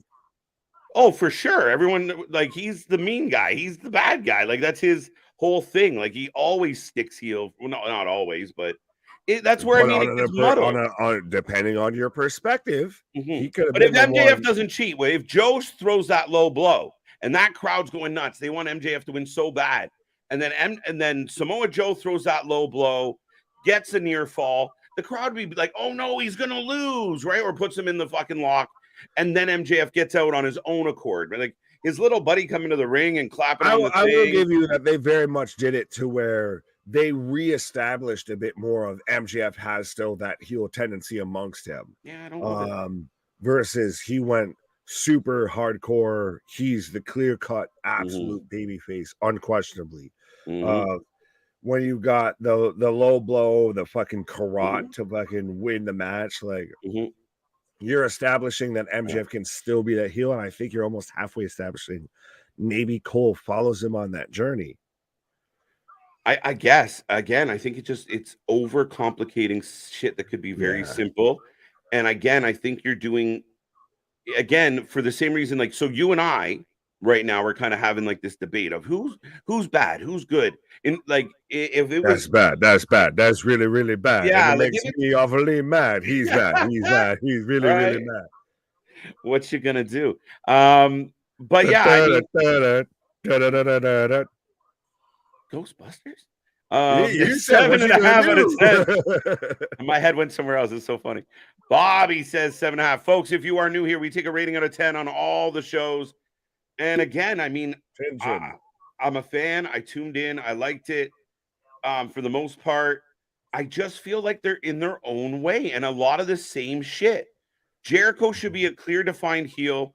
He's not. He ends up in the babyface role. I mean, I think the crowd would have lost. Like, it goes over in my head so much better if Jericho out of nowhere just clubs Sammy and treats him like shit because we're dying to boo this motherfucker. I feel the same way with Saraya. Like, Tony Storm and Saraya are cheating. Like, technically, Tony Storm fucked up the babyface ish in the situation because she took the turnbuckle off and then ran into it. Usually reserved for someone else. So it's just it's always the rule of pro wrestling of he who sets it up must go through it. Yeah, I guess so. We talked about this, and I know we even talked about this even with like Anthony in our group chat and everything. Of AEW just won't admit its faults at this point. They can't admit that they're not contending the way they think they are. I just think they need to simplify some things. Get from right, but that would be admitting defeat. That's admitting that you're not where you think you are. Of that, you need to dial shit back. Yeah, if you don't think they're you need doubling down. Yeah, you're right. You're 100% right.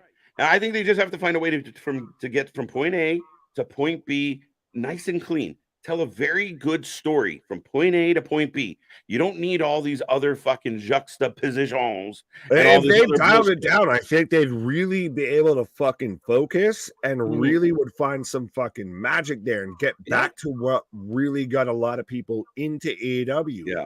And instead, they've constantly just wanted to play that we're keeping pace with the big dogs and everything like that when it's really not even close. Yeah. Well, and you see overall, Nick, like they were doing it really well with Collision, FTR and the Bullet Club. You know, you have a strong story, you have a strong match, doesn't require a whole bunch of tables or blood. It's just a solid 50-minute wrestling match. We were on the edge of our seats for all of it. CM Punk, Ricky Stark, straight up. We knew who the bad guy was. We knew who the good guy was, other than half the crowd not liking one of them. But you knew where the angle was coming from. You knew who was going to be the asshole in the situation. And again, when it's very simple and you tell a very clear story, it's a better reaction for everybody. Well, There was a is lot it of not bias. arguable that arguably the best wrestling match so far of 2023 was FTR versus Bullet Club Gold with Juice and Jay, their It match might on be. Collision? That I think that is almost Mhm. the runaway candidate for that. And to think Off the that top of my this head. is the same company that can put out that match and then Mhm. can put out that match that we saw tonight between like Jericho Mhm. and Sammy is so you can go from the highest of highs to the lowest of lows. Yeah. Yeah, 4 out of 10. Dale not feeling it. I don't know if I'm that disappointed, but again, I think there was a lot of misses here tonight. 7 out of 10. Jericho and women's match was complete trash. Yeah, Jericho's match wasn't good. The Moxley Phoenix match wasn't great. And it ended, It unfortunately. didn't end great. It didn't end great. But That's I the didn't thing. think the Is the build up to ending took away from everything Mhm. that they fucking did. But even like those big spots where Moxley's waiting for Phoenix to dive on him, and it's like, oh, come on. 7 out of 10. Only Eddie match saves this mass show. I'm kind of with you. That run over wasn't neat. Yeah, we spent the last 3.5 minutes of a 5-minute run over just listening to MJF's music. Right. I No mean, I surprises. like it, but still, I just do that in my own personal time. Right. 4 out of 10. I'm just wondering if Adam Cole like hurt his ankle on that jump. That's like a two, That man just came out and then started galloping because he fucking hurt his well, foot. it's like a 2-story jump for Adam Cole, right? Whee! They lose control. I agree. And again, I think you said it real well earlier tonight, Nick, of the cohesion. Like there's no cohesion to the show because No, everyone's booking their own segments. So you do like, oh fuck, for the 4th time, we're gonna get a forearm spot. Like, exactly. We're getting the back and forth fucking mhm, chop spot for the yeah. 8th time tonight. Cool, awesome, Mhm. fantastic. Like I haven't seen this before. I think I'd pop for a collar and elbow tie up. Like, fuck. It's so funny because now I'm thinking of like the Stevie Richards video too. He's going Yeah. out of how that's like so crucial and so forgotten at this point. Oh Um, man, it's honestly, the so last good. person I've really seen that does that prominently does like a collar and elbow tie up is Roman. Roman Yeah, a does lot. that initially when he Mhm, starts off and he's mhm. talking shit. He'll collar and Yeah, elbow tie up and talk shit. He yeah. throws him into the ropes and everything. People can say whatever they want, but those little moments, like when the heel, like you said, when a Roman pushes the baby face into the corner, gives him a little wrist rub, and the ref breaks, and they lock up again, or that just power of strength where one guy tosses the other. Those moments tell a story. It's not all about the big spots. You can have spots amongst that stuff. Well, and those help set up that because you're setting the Mhm. groundwork, you're setting the base for it and Yeah. everything. To where like Roman throws somebody, he power shot somebody in the corner and everything. He's like, this is what you wanted. This is what you wanted. So Mhm. you're already setting up that Roman Mhm. can outwork, can out strength Yeah. this guy and everything. And now he's got to work from under.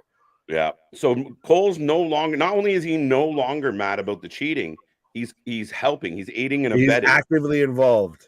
He's an accomplice at this point. Right.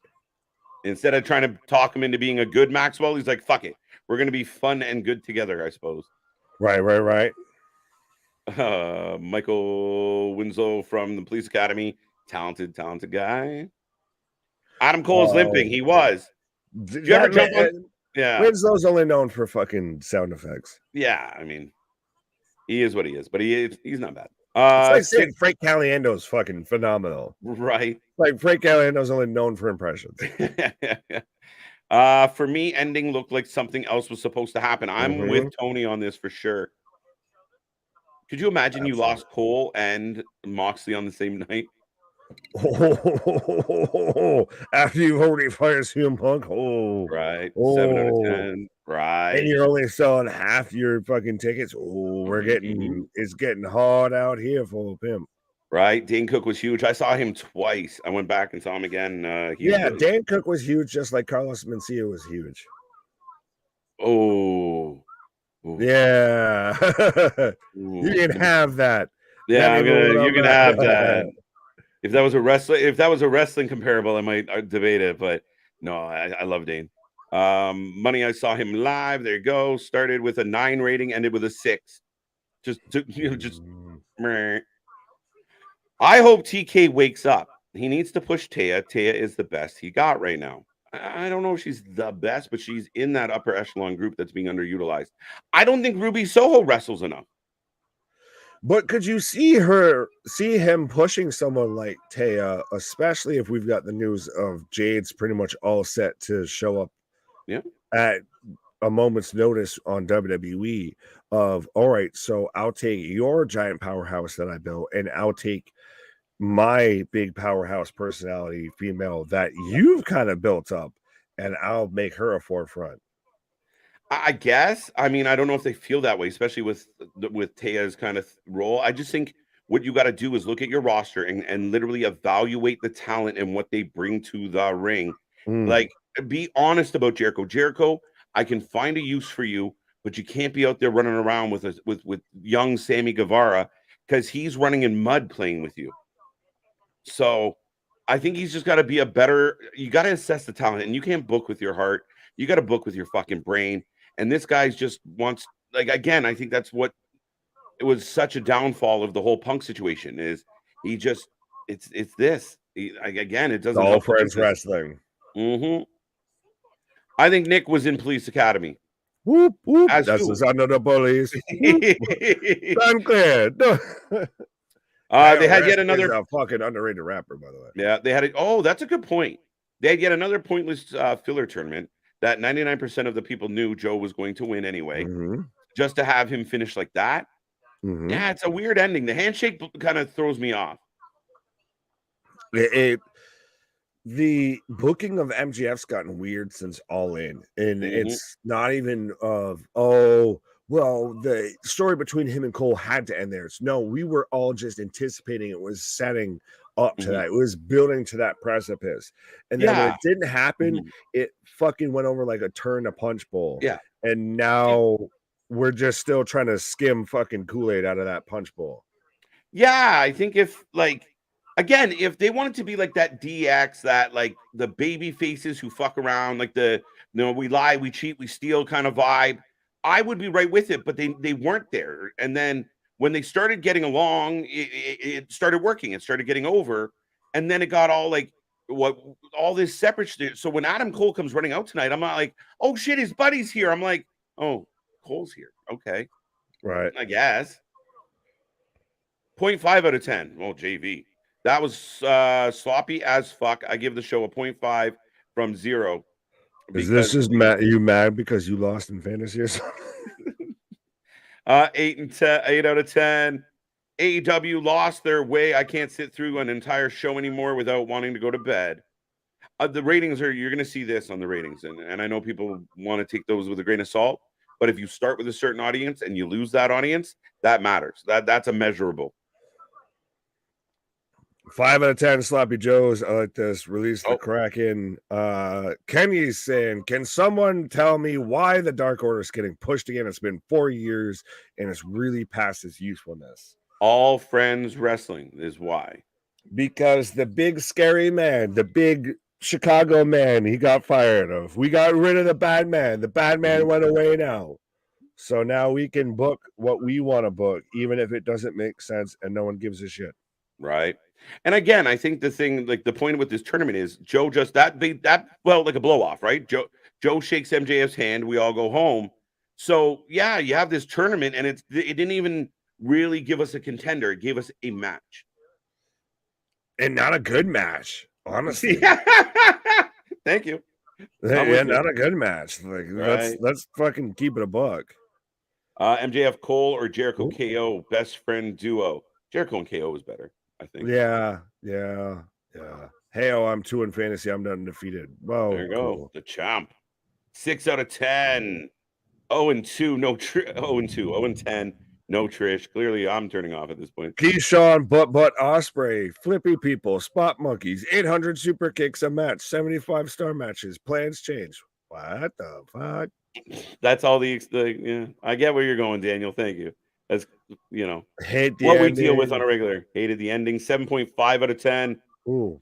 Woo. Out of Raw, NXT, and Dynamite this week, how would you rank them? Let's go. Fuck, I didn't love NXT either. It might be Raw, NXT, Dynamite for me this week. You're not fully wrong. Like, I wasn't thrilled with how everything played out last night. But can we just do we agree that Raw is the top one? Honestly, or Yeah, I think interestingly so. enough, surprisingly, Raw is the top dog. Yeah. Even though that's 3 hours and everything, NXT normally would be the top dog. Was not super great. Yeah. It was a lot of sizzle, not a lot of steak. I would say NXT again still over AEW, and that's not poo-pooing anything with AEW, but NXT was more consistent across the board. I'm over the moon still. Tony Khan sending me off into that, happy birthday vibe here of Eddie Kingston one and the MJF one. But at the same time, the Eddie match was great. The MJF match was not. So, yeah, I'd be right there with you of Raw, NXT, Dynamite. Looks like that corner took out Mox and Cole tonight. Interesting. Well, W Stream, you guys are great. Nick, have a great happy birthday. Thank you. But yeah, no, Moxley went out because of the driver. Yeah. Cole just hit a hop, skip, and a jump, and just all of a sudden he turned into fucking Peter Cottontail, hippity hopping and flopping down the rabbit trail. It looked like he landed wrong. He definitely came around. Hopefully, it was just a bit of, again, like I said with Moxley, a bit of a stinger, and he's okay. Carson says 7 out of 10. KJ and Nick, and Sinbad is also underrated. House guest. House guest was good. I have a witness. Are you trying to say I'm underrated as a stand-up? I didn't know I was trying. Big Mac, you want fries with that classic? I'm retarded. I was like, what happened? Impact consistently putting on the best show week currently. Steve, we'll find out tomorrow with Luna Havoc and Ringside Anthony. Right. Part 2 of Impact 1000. So it's 1000.5. Most people. Yeah, 1,000 and a half. Right. Most people in the back don't take advice from the veterans. That's what the problem with Cody was. That's the problem with Punk. That was the problem. I mean, Mark Henry spoke about it. Others, I think Regal didn't want to be there for the same reason. Regal wants to be around young talent that wants to hear him out. And I don't think, I think there's too many people there that go, we got this. And Jericho's one of them. Jericho should know better. But do you think Mark, though, is kind of respectfully, he's there because he's getting paid? They're all there because they're getting paid. Right. But no, I'm saying of the fact of how, like, Regal was there and left. Mark's there and stayed. Yeah. I mean, if you're getting the paycheck to do very little, why not? He's just got to go. It's time for the main event. Ooh, we got lots. Our country channel operator doesn't telecast live versions of AEW Tonight Grand Slam show. Oh, well, you can hang out with us. That's what you got us for. Right. The show sounds like an MTV show from the 90s. Like, or Dynamite Tonight? Maybe a little. What's up, yo? It's your boy, Big Nick. We're here live with MTV with AEW Cribs. 6.5 out of 10. Got that one. Thank you so much, TJ, as always. Total booking request live. Right. Total request live. Holy shit. Your backgrounds make me miss the 90s. I'm just waiting for the APA to come hit you in the back of your head with bottles. No, we are the APA of wrestling. That's that's it. John KJ White Layfield, and I guess I'm Ron Big Nick Simmons. Damn. Instead of damn, I say what? Of course you get the fucking guy with the catchphrase. Exactly. I'll be the wrestling god. The wrestling god. Joe should have gone ballistic. TK having empty locker room to separate them. That would have been good. I would have been okay with that. Then it continues the story and you have a contender. Yeah, but then, so where do you end it off? Like, it's more of one of those of everything's a cool match with MJF right now. Nothing's a cool story. That's the thing. Tony Khan's a good matchmaker. He's a shit booker. Yeah. Well, that's what I mean, and again, we can disagree. It doesn't have to be this exact idea, but that's what I like Larry suggesting, the idea of like at least have something. Like you got cheated 3 times and now you're pissed and you're trying to kill him, and then the locker room empties. Maybe in a couple weeks we have a rematch and the outcome's the same, but it doesn't go that way, or they do a fucking a stipulation match to add a little oomph to it. Joe and MJF battling for another little while is not a terrible thing, but again, that's what it's lacking. There's no story to it. It's just a match. I don't hate them battling for a little bit and everything like that. 100%. I kind of get it in the sense of Joe would have done anything it took to win the match, and MJF just did everything it would take a little bit better. Yeah, it's still weird finish of I'd rather be more of a clean finish than a dusty finish. Yeah, I do get what you're saying though. Where do we go from here now? Yeah, where do we go? 7 out of 10. Eddie match and MJF match were good. Soraya and Tony was solid, but a little overbooked. Jericho and Sammy was boring, and I feel bad for Mox and Phoenix couldn't finish right. Okay, not bad. I like the reasons. Solid reasons, Richard.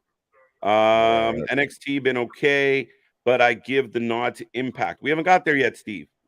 You're futuristically doing it. They got that one. Yeah, that one. I'm going to make last call on the chat. Unless you're saying good night or happy birthday, the convo is going to go a little quiet here. West V says Iron Sheik stayed home in bed for 2 weeks because Jim Hurt sent him home and he forgot to fire him. Man, that went on for years. He kept getting paychecks forever.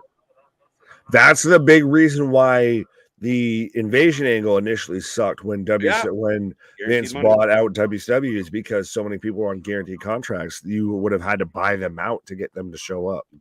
Yep. We probably missed some ratings, but some people going back and forth. He can have that. I know MJF was the champion, but the crowd was more invested in Eddie Kingston winning. And you're right. The 5-minute average was just silly. No, 5-minute overage was just silly. I think because Eddie and Claudio told a really good story, and it was 2 guys that, like you said, hated each other. You know, more people love Eddie, especially in this venue, than Claudio. So it went really well, and there wasn't a whole bunch of tomfoolery and bullshit. Straight up match got your biggest responses tonight. Tony Khan, take a fucking note. You're sitting in Gorilla. That is the difference. If MJF and Joe was just like Claudio and Kingston, and they just went toe to toe, no extra shit, no Adam Cole, no ring, the reaction would have been better. Right. Have a good birthday, Nick and KJ. When you said lose control, I thought Nick was singing Missy. Lose control. Music make you lose control. Music. Let's go, night, Larry. There we go. I think we're good. Read that one. Good night and happy birthday. There you go. Good night, Nick. Have a great birthday. All embarrassment wrestling. Oh, I want to read these for people who don't want to be cool. Not every paycheck. Not every wrestler is there for a paycheck. Look at Rhino.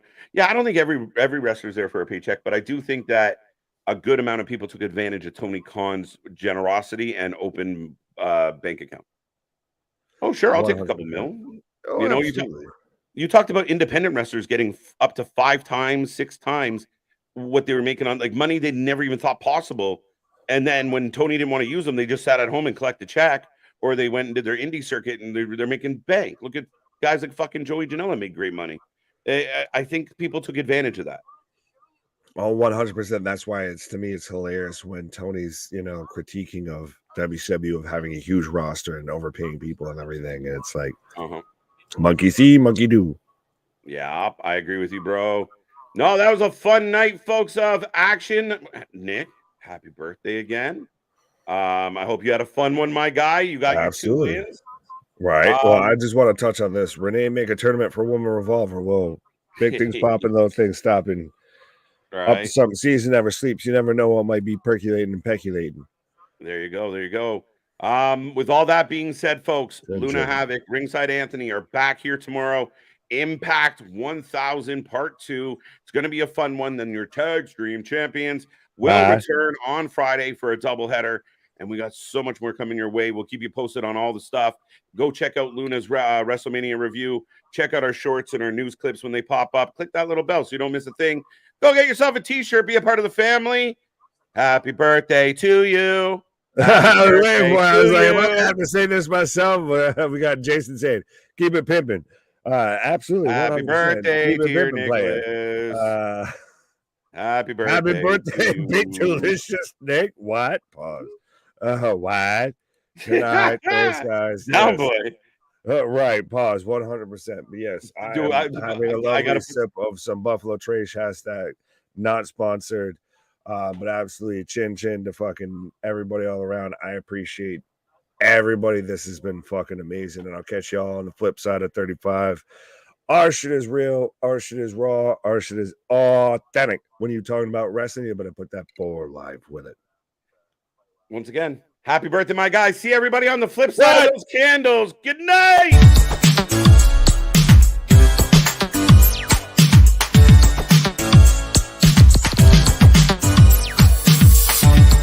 That is Big Nick. Ladies and gentlemen, boys and girls, children of all ages, the Wrasslin for Life Network proudly brings to you its YouTube tag stream champions of the world, the Every Night Delight, KJ White. I am Big Nick, and yes, we're here for Punk Out. I mean, All Out tonight.